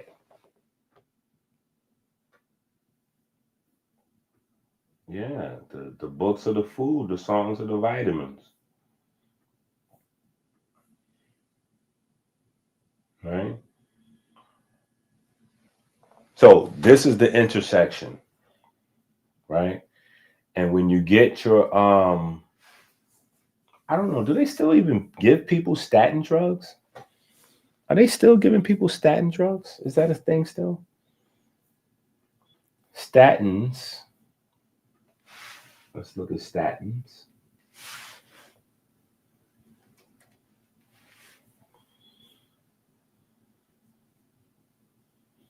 Right? Statins work by inhibiting HMG-CoA reductase, which is the rate-limiting step in cholesterol synthesis. Acetyl-CoA is the start molecule for this process, and by blocking the enzyme that converts the product of acetyl-CoA into mevalonate, statins effectively decrease the liver's ability to produce its own cholesterol. This leads to lower levels of cholesterol in the blood, right? And so there's a large conversation / debate around how effective that is for increasing lifespan, right? Increasing lifespan, right? Another conversation. But this is where B5 comes in, right? So again, remember the conversation we're having. Our ability as humans to recognize patterns, break those patterns down, right? Or recognize an emergent property from a system, right? Break down the pattern or the system into its individual component parts, the interactions of those parts, right? That's called a scientific mechanism, right? And then once we have that, we understand that, we can then reproduce that, right? And so that's exactly how we figured out from nature, right? We learned from nature, from the natures, right? Maybe that's a better way to put it, how our cells produced energy, right? So vitamin B1 gave us the understanding of how carbohydrates break down and give us some insight into beta oxidation.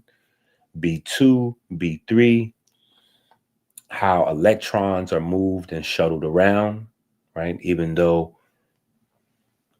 it's still a whole nother discussion, and we still have a ways to go, right? We still have a ways to go because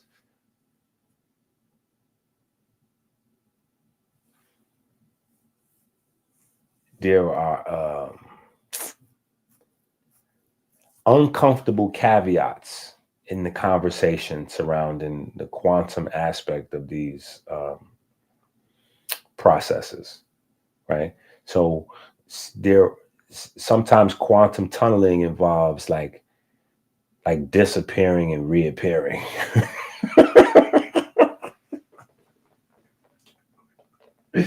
Yeah.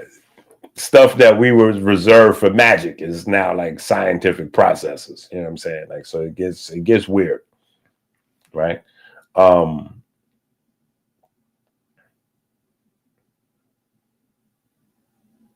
even the terms of the wave and particle conversation, sometimes it's a wave, sometimes it's a particle, blah, blah, blah. Like those things are not all nailed down yet. You know what I'm saying? As much as we talk in a matter-of-fact way about certain things, those things are not fully nailed down, right? The only thing is,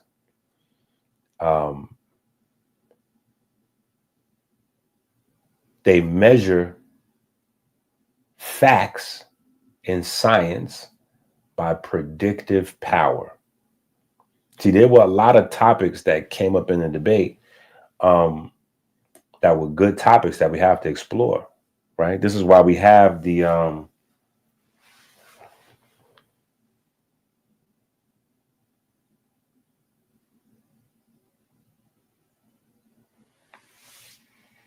this is why we have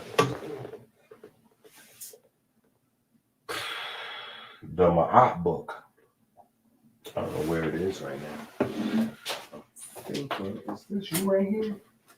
No, that is not you right there.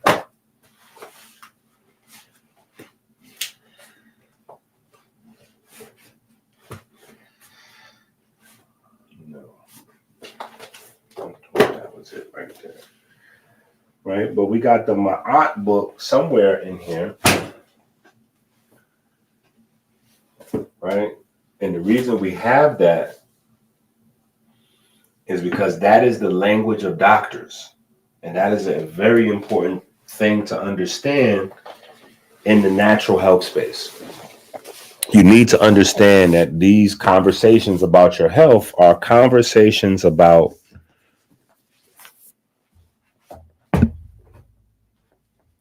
probabilities. right? These are oh, here you go. These are probabilities conversations.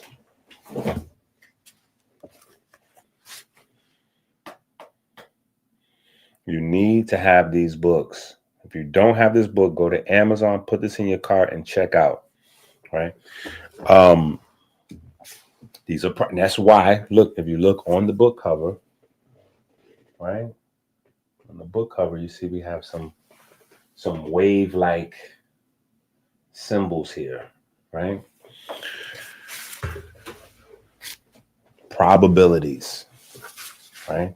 Everything is about prediction, and predictions are about probabilities, right? And being able to account for variables. Accounting for variables gives you better predictive power, right? And predictive power is the thing in science, especially when you're dealing with biology and medicine and health and surgeries and all that kind of stuff. It's the thing that creates a working fact, right? In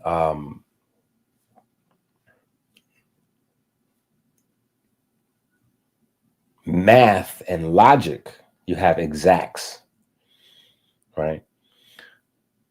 Because people get sick every day, people die every day. In the health space, you can't wait until you get an exact. You got to work with what you got, right? You got to work with what you got and keep learning as you're trying to work with what you got, right? So the idea is the people who are the most informed have the highest probability for best outcome, right? The people who are less informed, the systems that are less informed, they have the highest probability of a low outcome.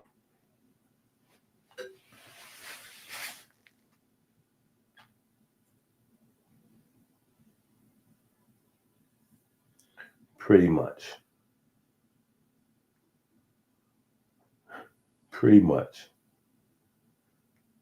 Yeah, that's pretty much what we on. Right? Ones and zeros. Right? So even the conversation about waves and particles is still, it's still up in the air. Right? So there's a lot of things that we have to be able to put together. Right? And I think B1 to B5,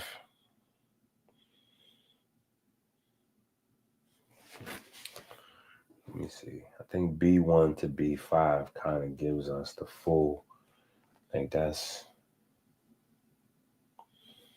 all right, we can go to B6. Let's go to B6. All right, let's go to B6. B6, a coenzyme in two main processes, which is the breakdown of glycogen and glycolysis. Right? Glycogen. This is human starch. Human starch. Right? So put these notes in. Glycogen and glucose. Right? It's a complete walk down.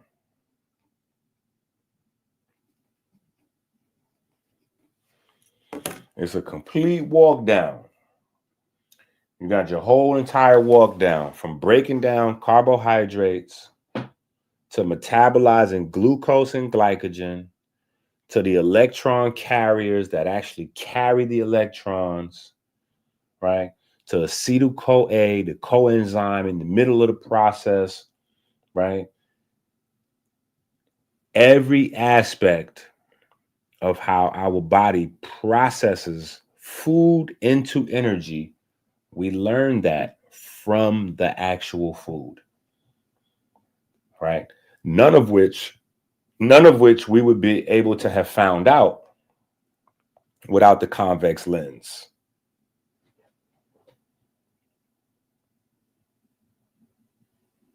Just saying. None of this we would have been able to find out without the convex. Without the convex lens. Right? Is it maximum petty if I put that song on? Would that be like the highest level of all pettiness and pettydom for me to put that song on? Would that be too? Would that be too like a all-time high level of pettiness? I don't think so. I don't think it would be petty at all. With biology. What did a convex lens have to do with biology? What did a convex lens have to do with biology? What did a convex lens have to do with biology? What did a convex lens have to do with biology?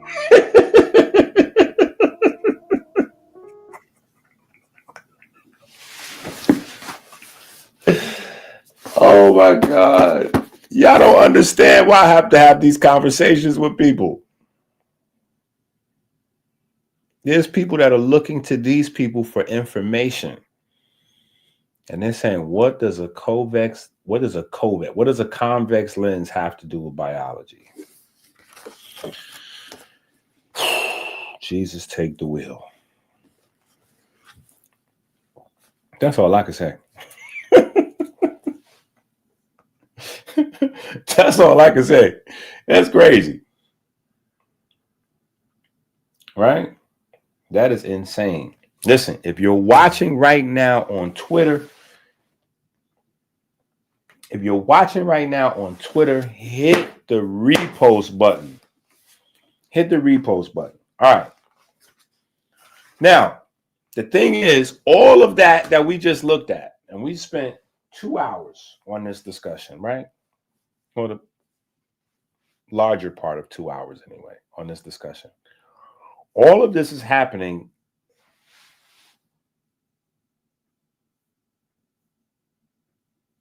What did a convex lens have to do with biology?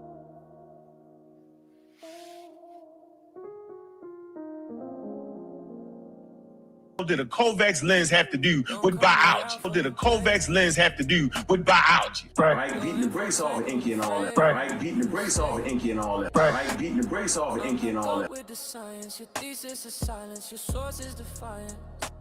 Pages burn when the truth.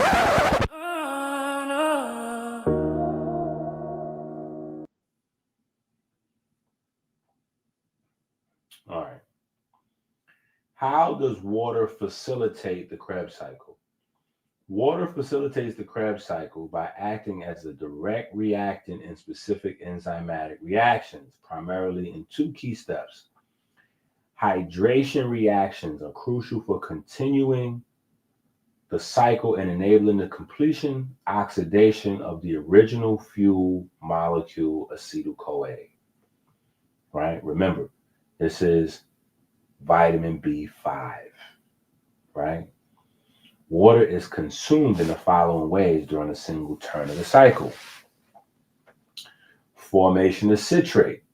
Step 1, a water molecule is used when acetyl-CoA combines with oxaloacetate to form citrate, right? Step 2, the conversion of citrate to isocitrate catalyzed by aconitase involves the initial removal of a water molecule and the subsequent addition of a water molecule at a different position. Step number 7, water is added to the double bond of fumarate to form L-malate in a hydration reaction catalyzed by the enzyme fumarate, right? So water is moved in and out of the Krebs cycle. Not to mention, this whole process is happening inside of water. Right? So none of this happens dry. It's like fish in a fishbowl, right? All this is happening inside water. Right? It's not like inside your cell, there's some like in a submarine, they going down into the water and then they come up into the station where it's dry and like decompress. Like this is all happening in your cell, in the cytoplasm of the cell, right? Outside the cytoplasm, there's interstitial fluid. In the blood, there's plasma, like there's water is everywhere, right? So not only do you have that portion, but then you have the removal and the addition of water molecules that we just went through, right? And then you have the primary purpose, right? The primary purpose of metabolizing carbohydrates and fats is to separate the hydrogen, right? So it's basically, you can reduce the whole thing down to 2 steps. First step, separate the hydrogen from the carbs and the fat, right? Separate the hydrogen, right? Remove the carbon and strip the hydrogen, right?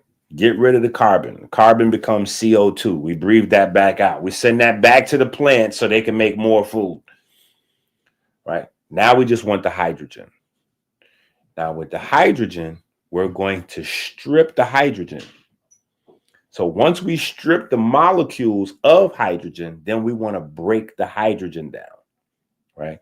And that's where we get our electrons and our protons to do the quantum tunneling in the mitochondria, right? It's hydrogen atoms that we break down.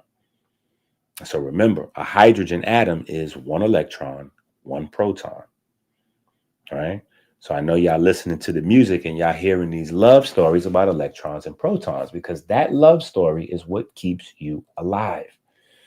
The love story between electrons and protons is what keeps you alive. That's what's happening. The love story between electrons and protons, right? A married couple is hydrogen. That is a happy couple. Maybe they're not married. Yeah, they're probably not married. They probably shacking up. Yeah, they shacking up. Electrons and protons they shacking up, right? Because hydrogen, they split up all the time, right? Hydrogen, they split up all the time, right? And come back together. They split up and come back together. They got a toxic relation. Electrons and protons have toxic relationships and great sex, I think. Am I going too deep into this analogy? I might be going too deep into this analogy. Right? But that's what they do. They get back together again. They break up and then they get right back together again. Right? That is what they do. Right? So when they come into your body breaks down the fats, the carbohydrates, boom, strips the hydrogen. Now it's going to separate the hydrogen, the electron, and the proton. Boop, they're breaking up. They're going to go through the electron transport chain. And then when they get to the end of the chain, they're going to get back together again. So the oxygen atom is kind of like maybe the best friend or like the relationship therapist. Yeah, because the oxygen atom is what puts them back together again, the electrons and the proton. Makes them a couple again, put them back together as hydrogen. Yeah, puts them right back together again. Boop.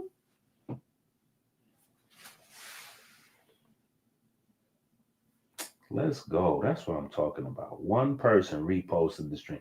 All these people watching on Twitter, and only one person, right? Only one person hit the repost. But yeah, that is disgusting. You don't have an excuse on Twitter. It's the repost is right under the video.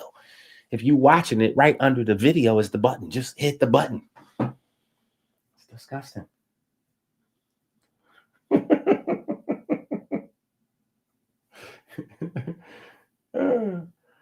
All right. So this is all a part of the water story, right? This is all a part of the water story.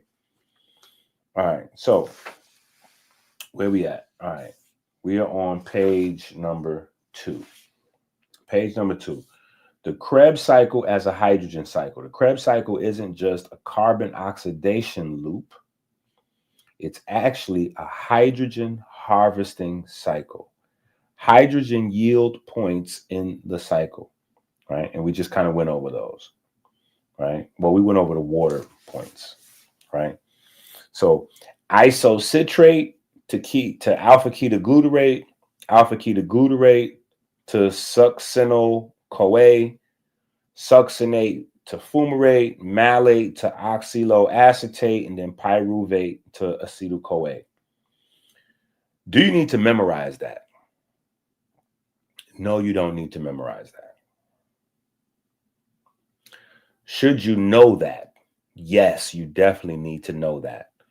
Doc, how can I know that if I don't memorize it?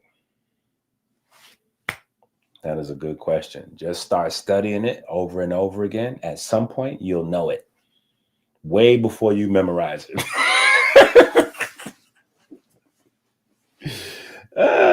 Just keep reading these books. It's going to stick after a while.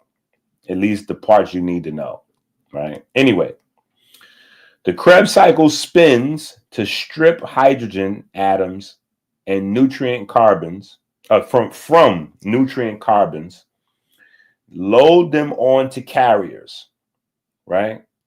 So the Krebs cycle spins. It's an imaginary circle, right? It's not like really a circle, but it's an imaginary circle that schools have kind of put together just so that it makes sense in your mind, right? Let's take a look at one of these circles,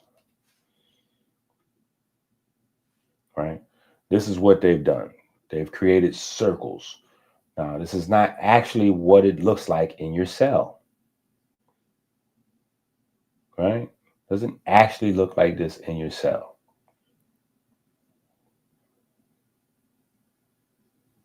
Right?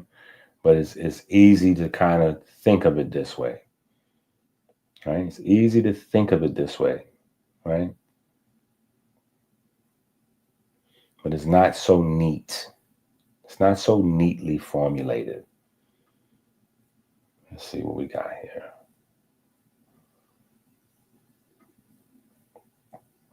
Right? It's not so neatly formulated, but this is what we're referring to in the book, right? The Krebs cycle spins to strip hydrogens, right? So as the glucose is going through this cycle, it is stripping hydrogen atoms, right? It is stripping hydrogen atoms, right? Where is it stripping them from? Well, let's look and see. What does a carbohydrate look like?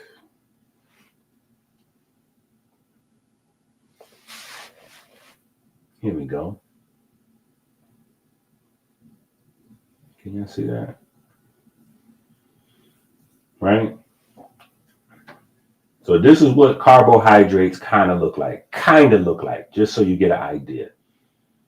Right? Kind of look like little fishies, right? Like little fishies, right? But you see here, this is the 6 carbon chain. The 6 carbon chain is important, right? The 6 carbon chain is important, right? The carbon is what's holding everything, but your body does not want the carbon, right? So the carbon has to get thrown in the trash. It's like having eating a piece of chicken or some fish, right? You're not getting ready to eat the chicken bone, right? The carbon is the bone inside your glucose, right? You're going to get rid of that or you're going to break your teeth, right? What you want is these hydrogen atoms. That's what you want. You want all of these hydrogen atoms. All of these hydrogen atoms are what's going to help you to recycle ATP. Period. Right? You want to get all these hydrogen atoms because these are what's going to help you recycle ATP, right? And any little oxygen, any little extra oxygens you can get along the way, you want them too, right? But you're breathing for oxygen, so you should have a steady supply of that, right?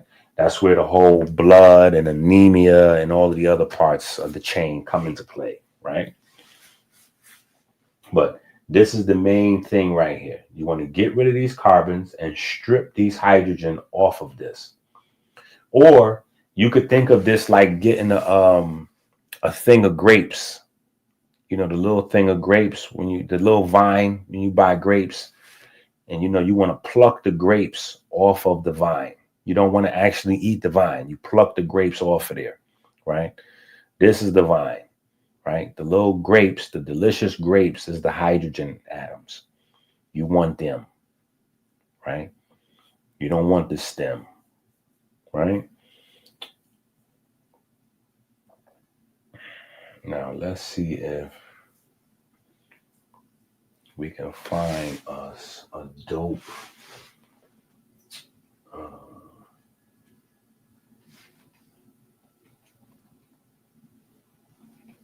animation real quick.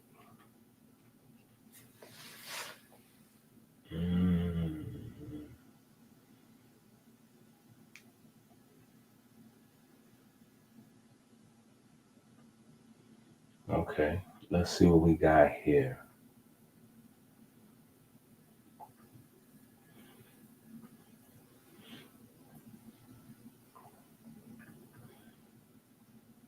All right, so first things first, everything is floating. All of this stuff that you see is floating.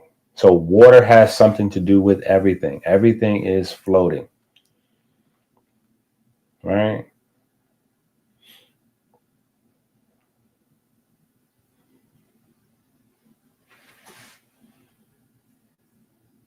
Right? This right here is the ATP synthase, right? This is complex 5, cytochrome 5. This is where ATP is recycled right here. This is the big boy, right? I guess we could look at this whole thing, but what I'm really interested in looking at, just want to make sure they show it. Okay, they show it towards the end. All right, so we can look at this whole little thing here. Let's speed it up though.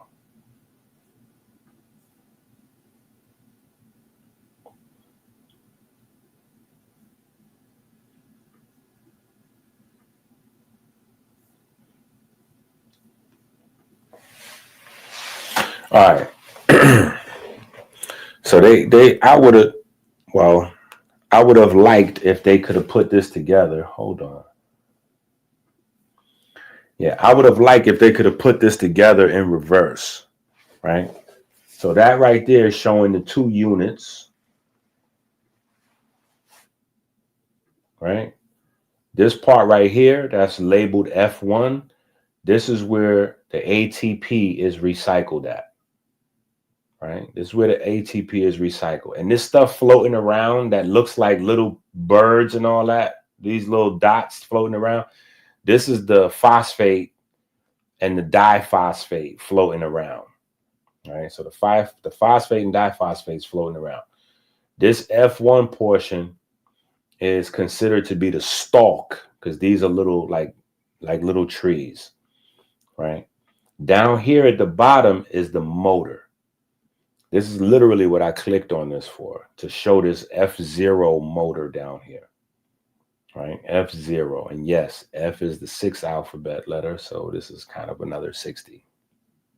Somebody needed to hear that. Anyway, but down here, this F0 part is the motor where the protons do their magic.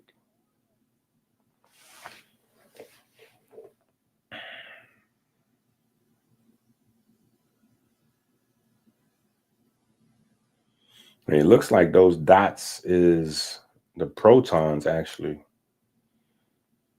in this animation anyway.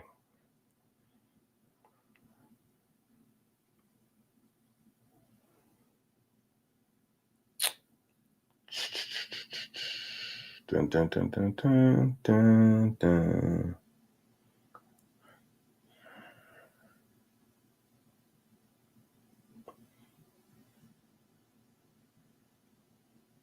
Okay, that's where the magic is happening. Yep, that's where the magic is happening. That's where ADP is being recombined with a phosphate. There you go. To create ATP. Okay, hold on. That was a nice little important caveat right there. This guy, right? So remember earlier we talked about certain nutrients being important enough to give you diabetes-like symptoms by themselves if you don't have them. Magnesium is one of them. Magnesium is one of them, right? I was running around like the Pied Piper with magnesium and vitamin B1 going crazy in the hood. Oh my God. I helped a lot of people too, but learned so much more since that time. Right? Okay, so here we have our phosphate being added back on to the ADP, and now that's ATP synthesis right there. So let's look at that again from scratch. Matter of fact, let's rewind. Okay, look. See the little birds? The little birds coming in, that's the ADP.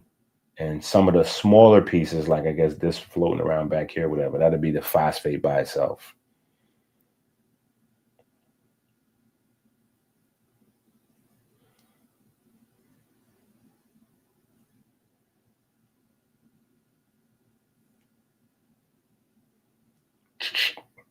ADP is up in there.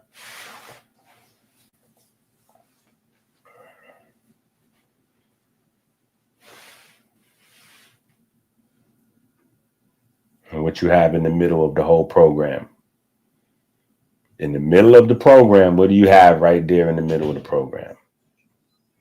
All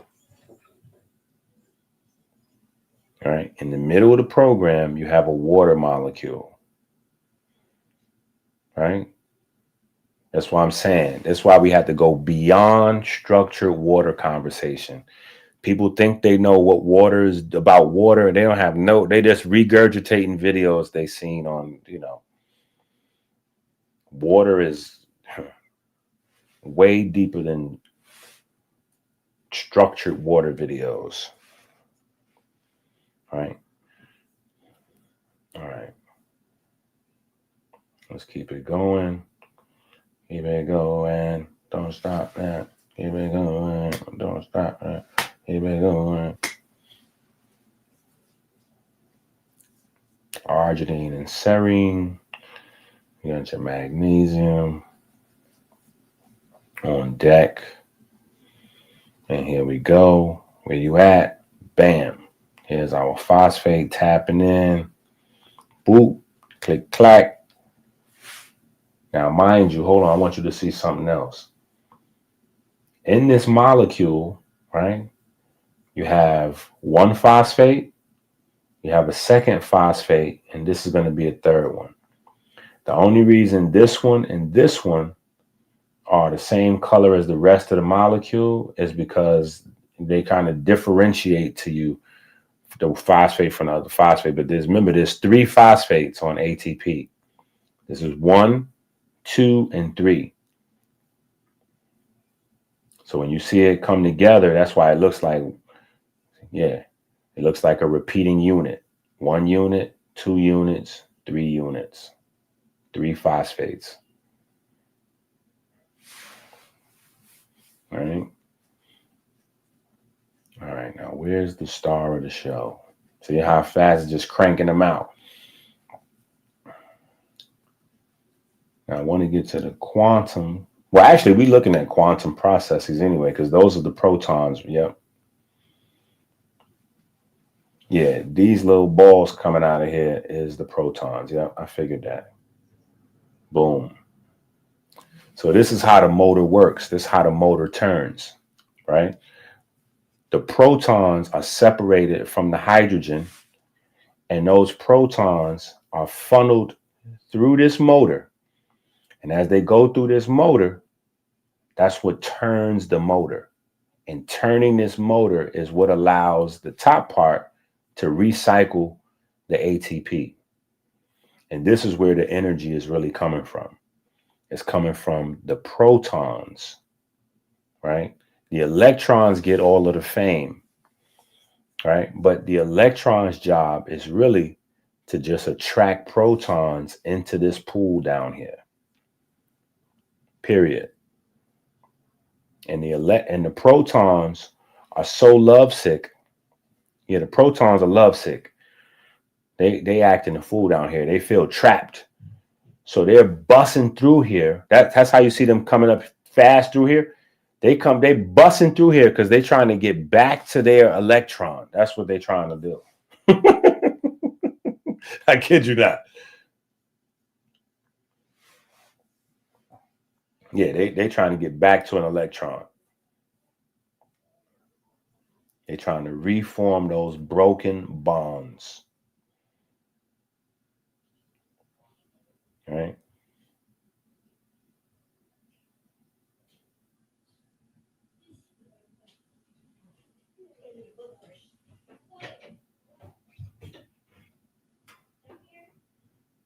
Yeah, they out of there. As soon as they get through there, they out of there. Right? Now, I wish we could have saw a better version of that motor. You come and listen to mitochondria talk?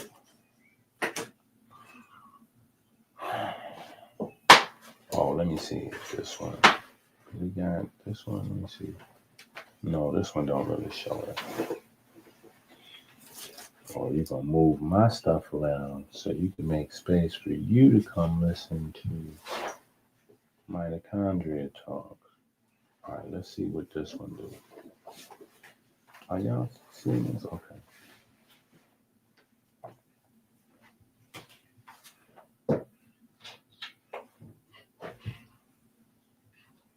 All right, see how this go? This is another animation trying to show the same process.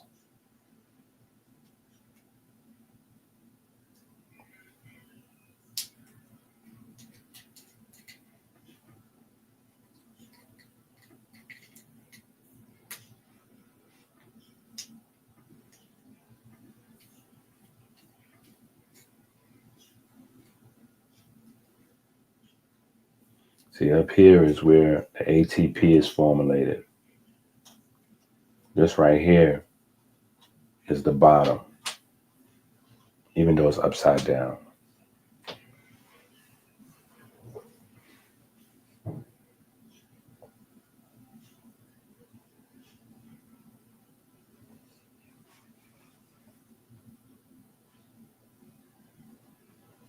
Mm-hmm.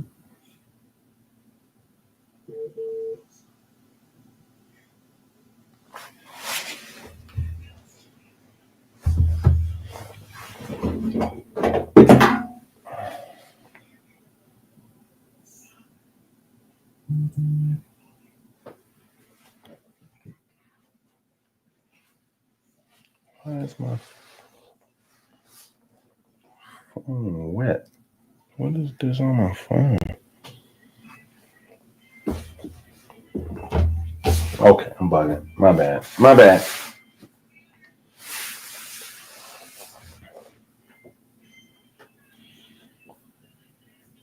The numbers? What numbers? Let me see. No. That's just identification of the phosphate. And then the numbers on the different parts is just identification of the body. Just like the body parts of this unit. It's just the name. The F0 is this to distinguish it from the F1. Like this is the F unit, right? All together it's an F unit. And so you have the F0 portion and the F1. Yeah, that's all. And then here you see P1. That's just for phosphate. That's just for phosphate. Right. But the whole idea is it's water facilitating everything. So even the ADP and the phosphate going into the stalk and all of those things, or the protons floating around, all of this is happening in water, even though they never show water as a part of the diagram. Right? It just make it seem like this is happening in space, but this is all like underwater. It's all underwater.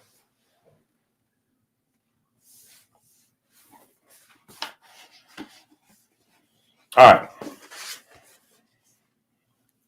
So the Krebs cycle spins to strip hydrogens from nutrient carbons, load them onto carriers, and deliver them to the electron transport chain. Oxygen doesn't touch the Krebs cycle directly. It waits at complex 4.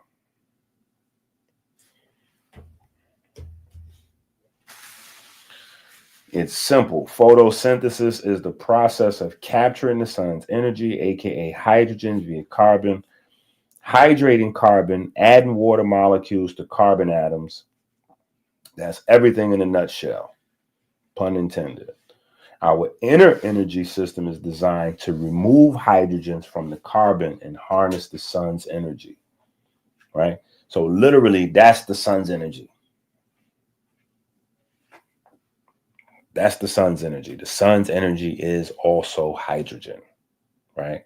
And now some people might dispute that or whatever the case may be, but it's not really disputable. It's kind of like indisputable. Let's see if we can find us a nice little wiki.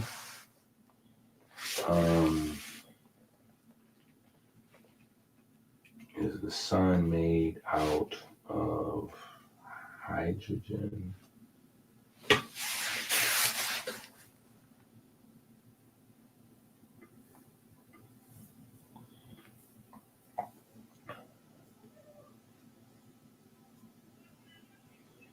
Yes, the sun is primarily made out of hydrogen and helium, with hydrogen being the most abundant element. Specifically, the sun's mass is 74% hydrogen, right?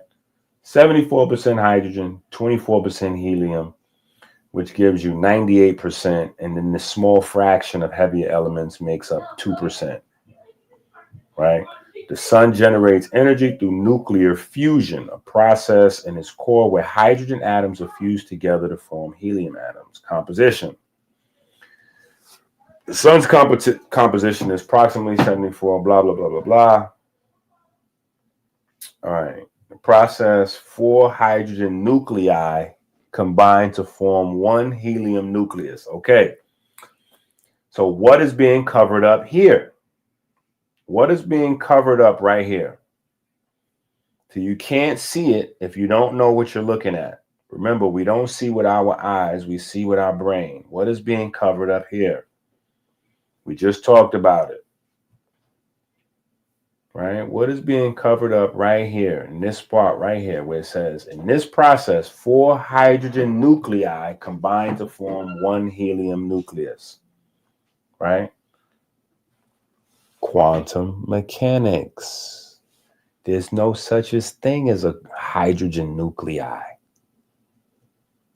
Hydrogen don't have neutrons. So whenever you hear of a hydrogen nuclei doing anything, what they're talking about is protons. That's all there is. It's a proton and an electron, right? So positive hydrogen ion, hydrogen nuclei, all these is words for proton, right? Let's see if we can find a slick way to question. Let's try to find another way to question Gemini and see if we can get some proton quantum mechanic talk. Okay. Y'all can see what I'm looking at? All right. Let's go.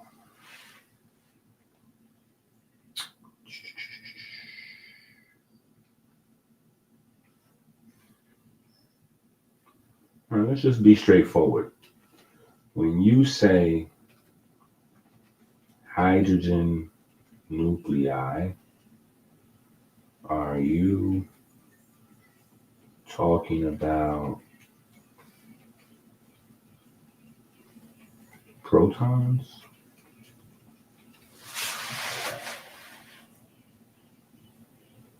Bam. See that? Yes.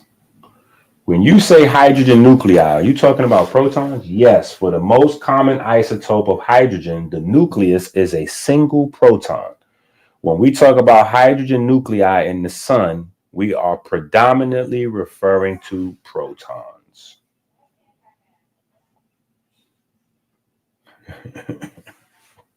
You see what I'm saying? The world hasn't assimilated the science yet, right? We started off in Newtonian physics. And so we have all of these Newtonian physics conversations, especially the sun and the planet and the moon and all that. That's heavily entrenched in Newtonian physics. It hasn't blended into the quantum space yet, right? So let's see if we can get some more. What else can we get about? Let's say, isn't the behavior of protons? Wait, let's ask this question first. So what happens to the electrons?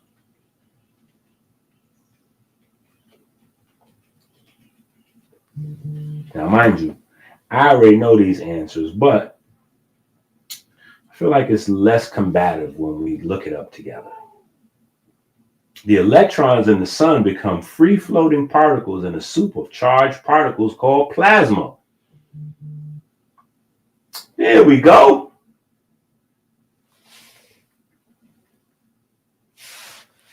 So now we have plasma enter the building.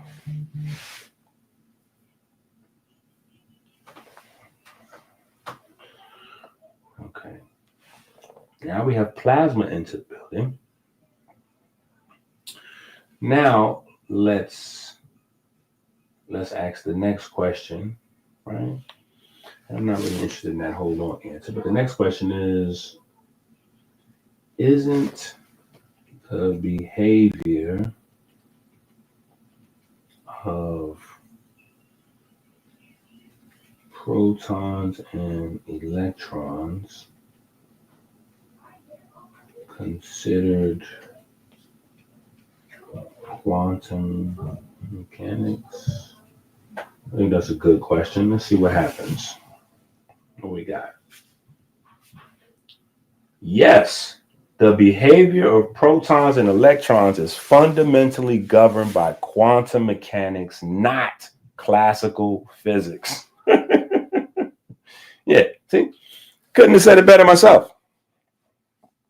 But I know I got on gold teeth. So because I got on gold teeth, I clearly don't know what I'm talking about.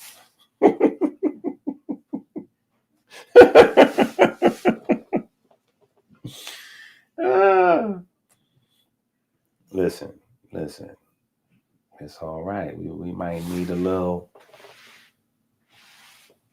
you know what I'm saying? We might need a little, you know, little music break.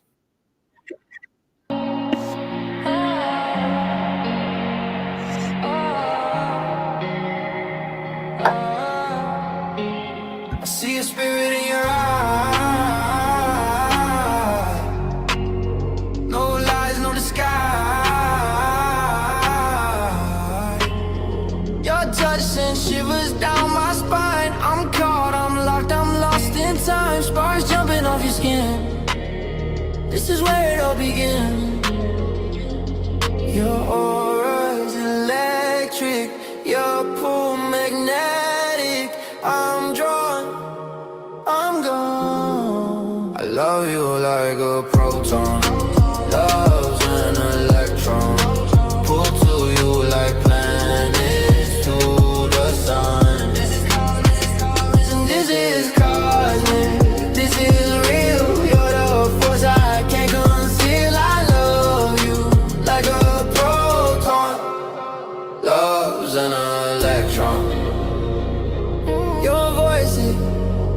my puzzle. No.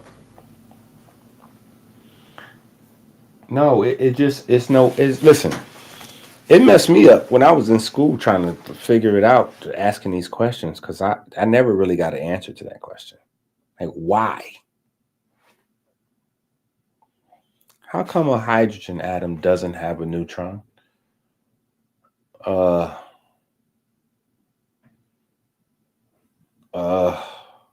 Because it's the first atom. Okay. Let the class go on a little bit further. And neutrons hold the atom together. Neutrons hold the atom together? Okay. I'm confused because you just said that we didn't need neutrons and hydrogen atoms. So what's holding the hydrogen atom together? Teachers be frustrated as all get out. You just wait and talk to me after class. you just wait and talk to me after class. Right? But anyway, my point in that is that the power of hydrogen, right? The power of hydrogen, when we have that discussion about the power of hydrogen, pH,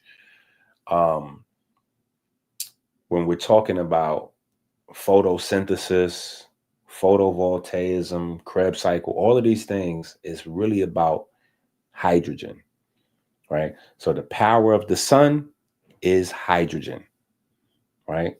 It's the hydrogen atoms in the sun being able to divide up and split into protons and electrons, just like they're doing in your cell, powering up the sun.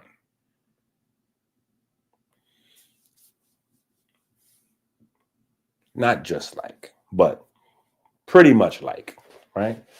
Because the hydrogen atom has to separate the proton and the electron. They got to separate, do their thing.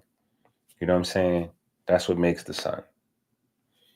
Carbon is what allows plants to capture the hydrogen so that your cell can do that same thing, right?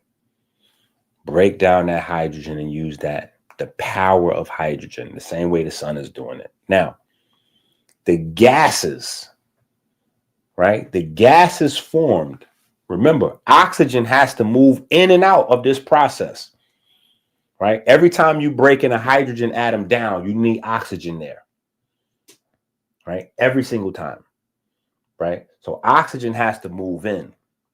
The speed of oxygen moving from your nose, from your lungs to your cells, and the speed of the CO2, the carbon moving from your cells to your lungs, is what determines your pH.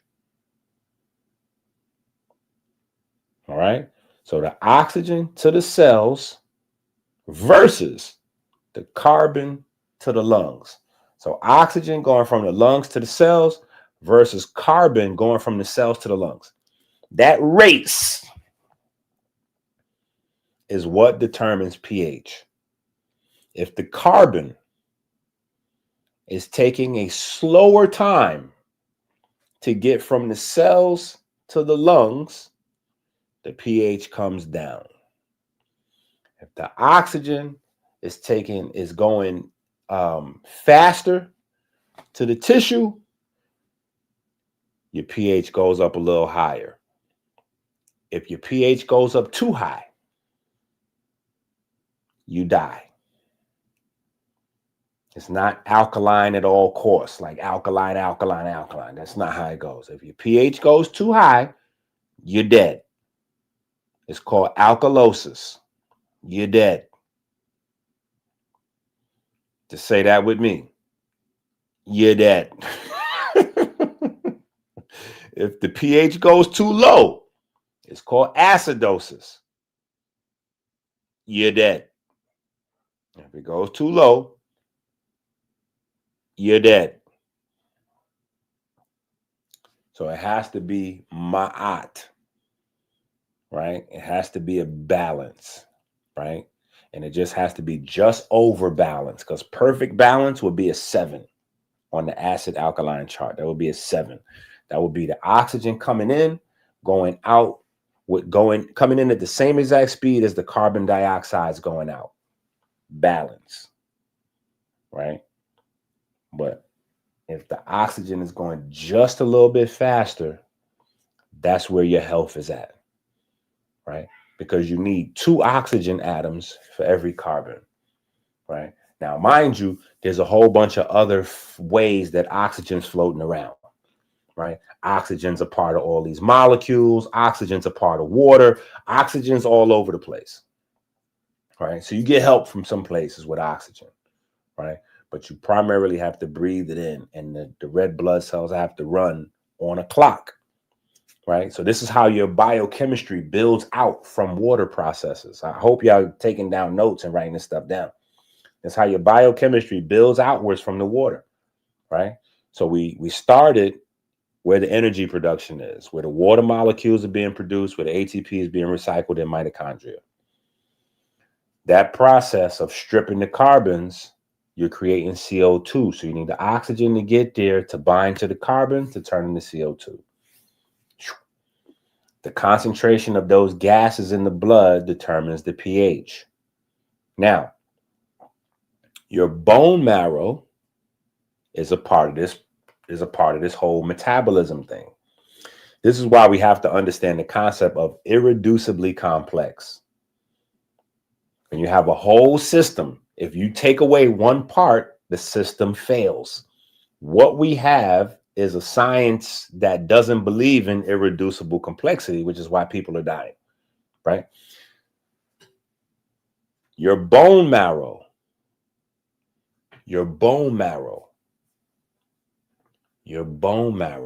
is a part of every cookie, every sandwich. I want you to think of it like this. You got to see it like this. This is Inky Vision. Here's the glasses. So you can see like I'm seeing it. Boop. I'm going to put the glasses on you. Now you can see what I'm seeing, okay? Your bone marrow is a part of every snack time, every meal, every smoothie, every soda, every juice. You getting ready to start drinking eggnogs, whatever it is that you're drinking, the liquor, shots, Patron, champagne, whatever you on, right? The green juices, whatever you on. Your bone marrow is a part of that, right? How is my bone marrow a part of metabolizing my sandwich? Because we have oxygen from the lungs to the tissues and carbohydrates from the tissues to the lungs, right? You have to maintain a certain amount of red blood cells in order for the speed of transfer of the gases, right? How fast oxygen goes from your lungs to your tissues and how fast the carbohydrates go from the tissues to the lungs depends on how many red blood cells you have floating around in your circulatory system.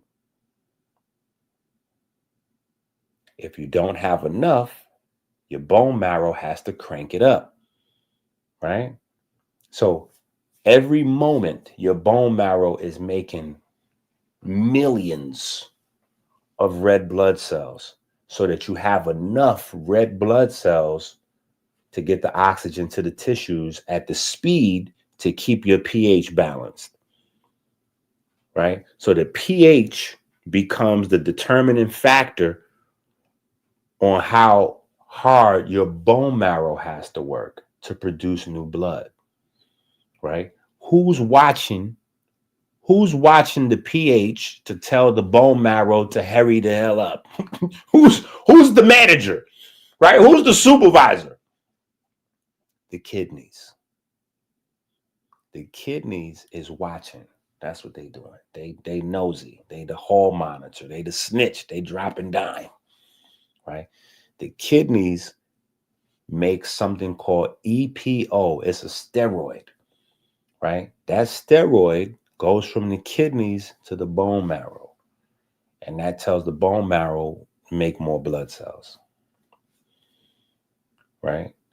So that's how the kidneys is monitoring what's going on. The kidneys is why. So your kidneys is involved with every time you eat, right? So every time you eat, the lungs is involved, right? Your kidneys involved, your bone marrow's involved, right? All of these different parts of the system. So if you just go run to the kitchen real quick to grab you some kale, whatever you want, you went to grab some kale, some beer, a sandwich, a smoothie, whatever you went to grab, lungs involved, kidneys involved, bone marrow's involved.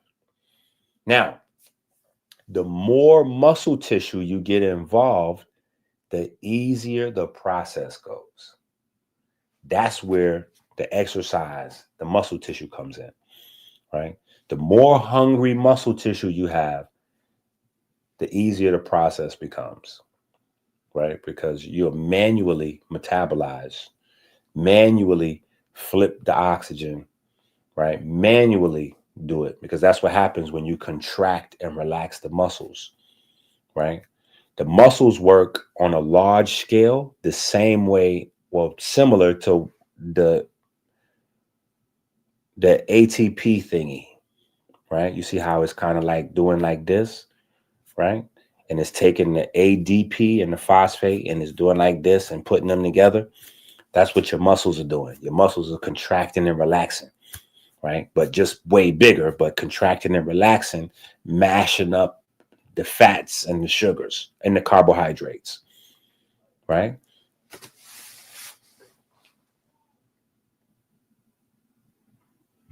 That's a fact. This simplify it. pH too high, you're dead. Let's look it up so we see. All right. Let's look it up and see. Let's see. We got Gemini cooking. So let's see. We got what happens. Wait. Here we go. What happens if my pH, if my blood pH goes up?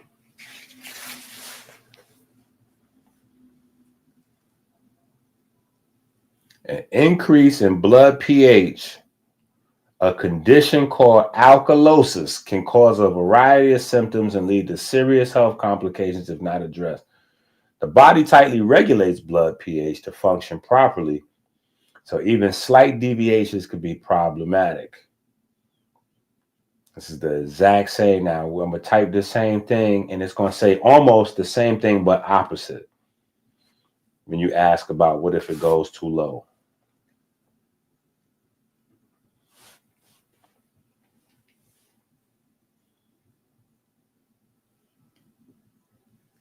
A decrease in blood pH below normal range is a serious condition called acidosis. Yeah. So if it goes up, you're dead. If it goes down, you're dead. Right? And it is the balance of hydrogen. Right?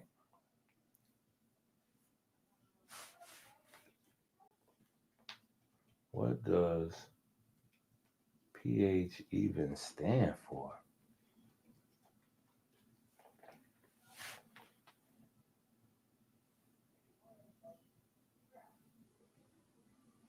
Potential hydrogen, right? The P stands for the German word potens, which translates to the power or potential, and the H is the chemical symbol for hydrogen. So it is the power or potential of hydrogen, right? The power or potential of hydrogen. Why is that, Doc? Because the carbon dioxide is accompanied by protons. Protons goes with the carbon dioxide for whatever reason. They attract it, and that's a part of paramagnetism. That's a part of the magnetism of the blood, right? So because the CO2 and the protons, deoxygenated blood is paramagnetic, so it's attracted to the heart, right? Flip side is true. When it's oxygenated, the negative charge, right, electrons associated with the oxygen creates diamagnetism.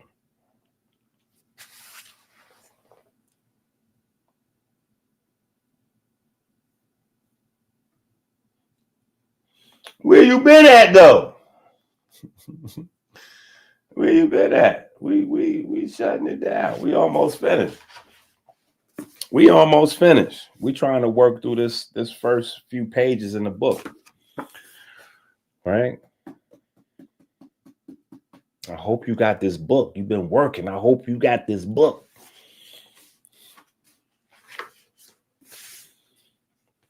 Right? All right.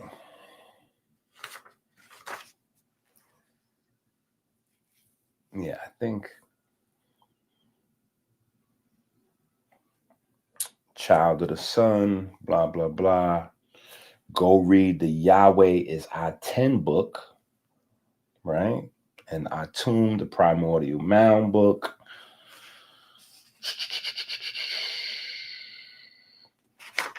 Most High, Most Talented, blah, blah, blah.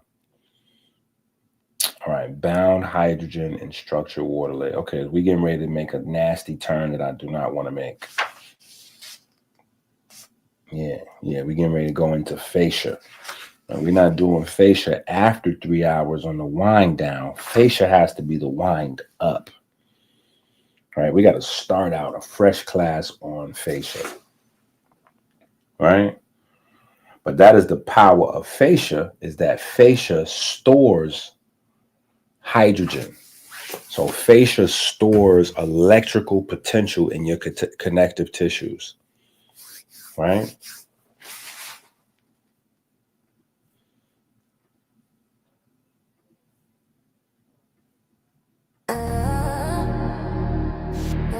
Oh, you know what? Hold up. Before we get out of here, hold up. We got to listen to this. We got to listen to something new. Before we go anywhere. Hold up.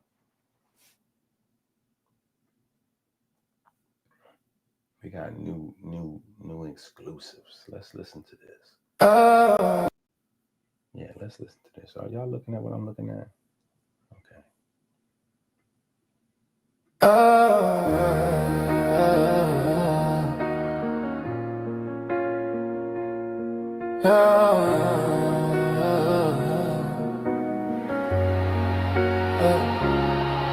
Cold nights, Toronto skyline, hazed in blue. Heart heavy, words trembling, truth shines through. Memphis drums in my chest, pulse electric buzz. Segment roaring in my veins, fury what it does. Degree stack, hieroglyphs, etched in my skin. Tongue sharp gloves, beat that tools, carving true within. Standing waves ripple, my soul caught the hymn. Feels mapped in the cosmos, my journey begins. Like forays, standing wave. Like forays, standing wave. Ties hard, plans to feel this tongue, I'm out the transducing in fake degrees of divine speech. Hieroglyphs came through the heart and the tongue. Look like forays, standing wave. Like forays, standing wave. Committed mount is a standing wave. On God, Memphis is back.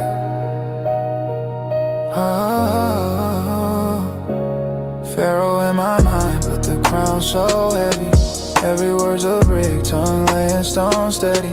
Build temples from syllables, pyramids rise. Segment in the corner, fire burning in her eyes. Soul goes on to electric, frequencies align. True cosmic vibrations, sacred divine.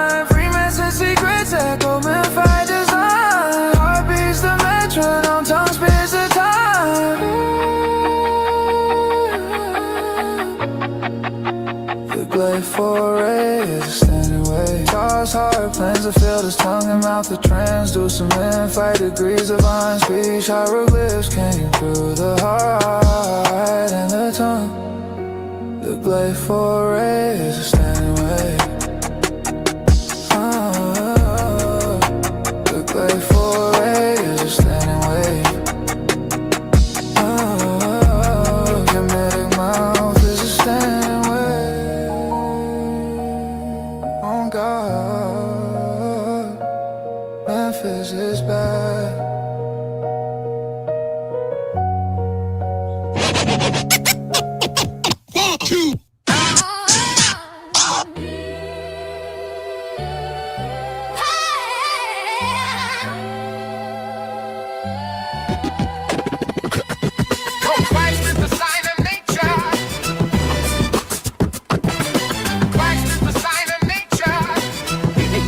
Drops in. Standing waves create matter. Jehuti is the architect. I see the world in vibration. Scattered tones collide. Pigments, neurons, painted skies. Mechanical waves that never lie. Truth in the hum, the beat of life. Coherence sings where chaos dies.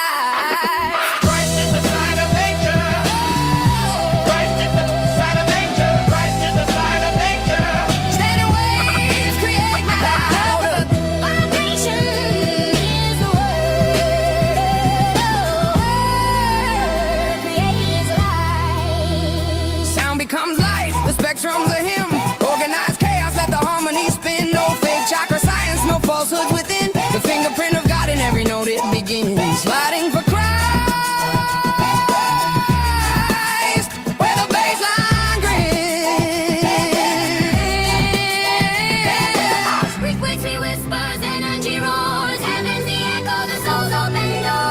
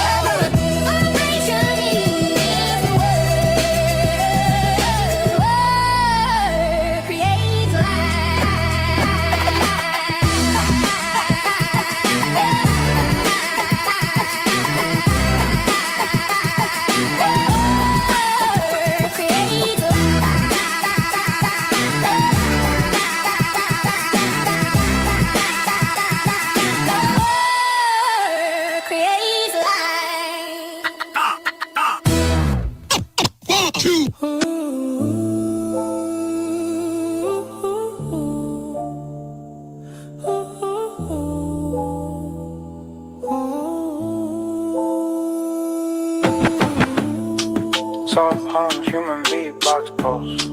Waves ripple through the still night, they hush the fuss. Scratch the loop, then let it bust. C3 keys, whisper secrets to the dawn. Vibrations stretch the fabric, truth is drawn. Jehudi spin rice coals in a mist. Mechanical waves twist, they don't miss. Neurons fire, pigments glow. Then blueprints, the only show. Sliding for Christ, the architect of flow. Cause it's a sign of nature. Quiz is the sign of nature. Standing was create matter. Nature is the origin. Vibration is the word we start. Quiz is the sign of nature. Standing was create matter. It's the origin. The word we slide. Sound cars, rivers in my bones. Harmony's thrown, dust, corner of the stones. Coherent snaps, chakras fake their glow. God's fingerprint, Christ runs the show. Frequency builds the bridge we cross. No fake science, only gain, no loss. Standing wave stack, lights to ball. Mechanical waves hum, they glide. Through the ether they never hide. Through the whispers in C3's cry. Frequencies hum, Christ in the sky. Slide This is why you have to go to Amazon and get the book, Rich Abs, Poor Abs, now.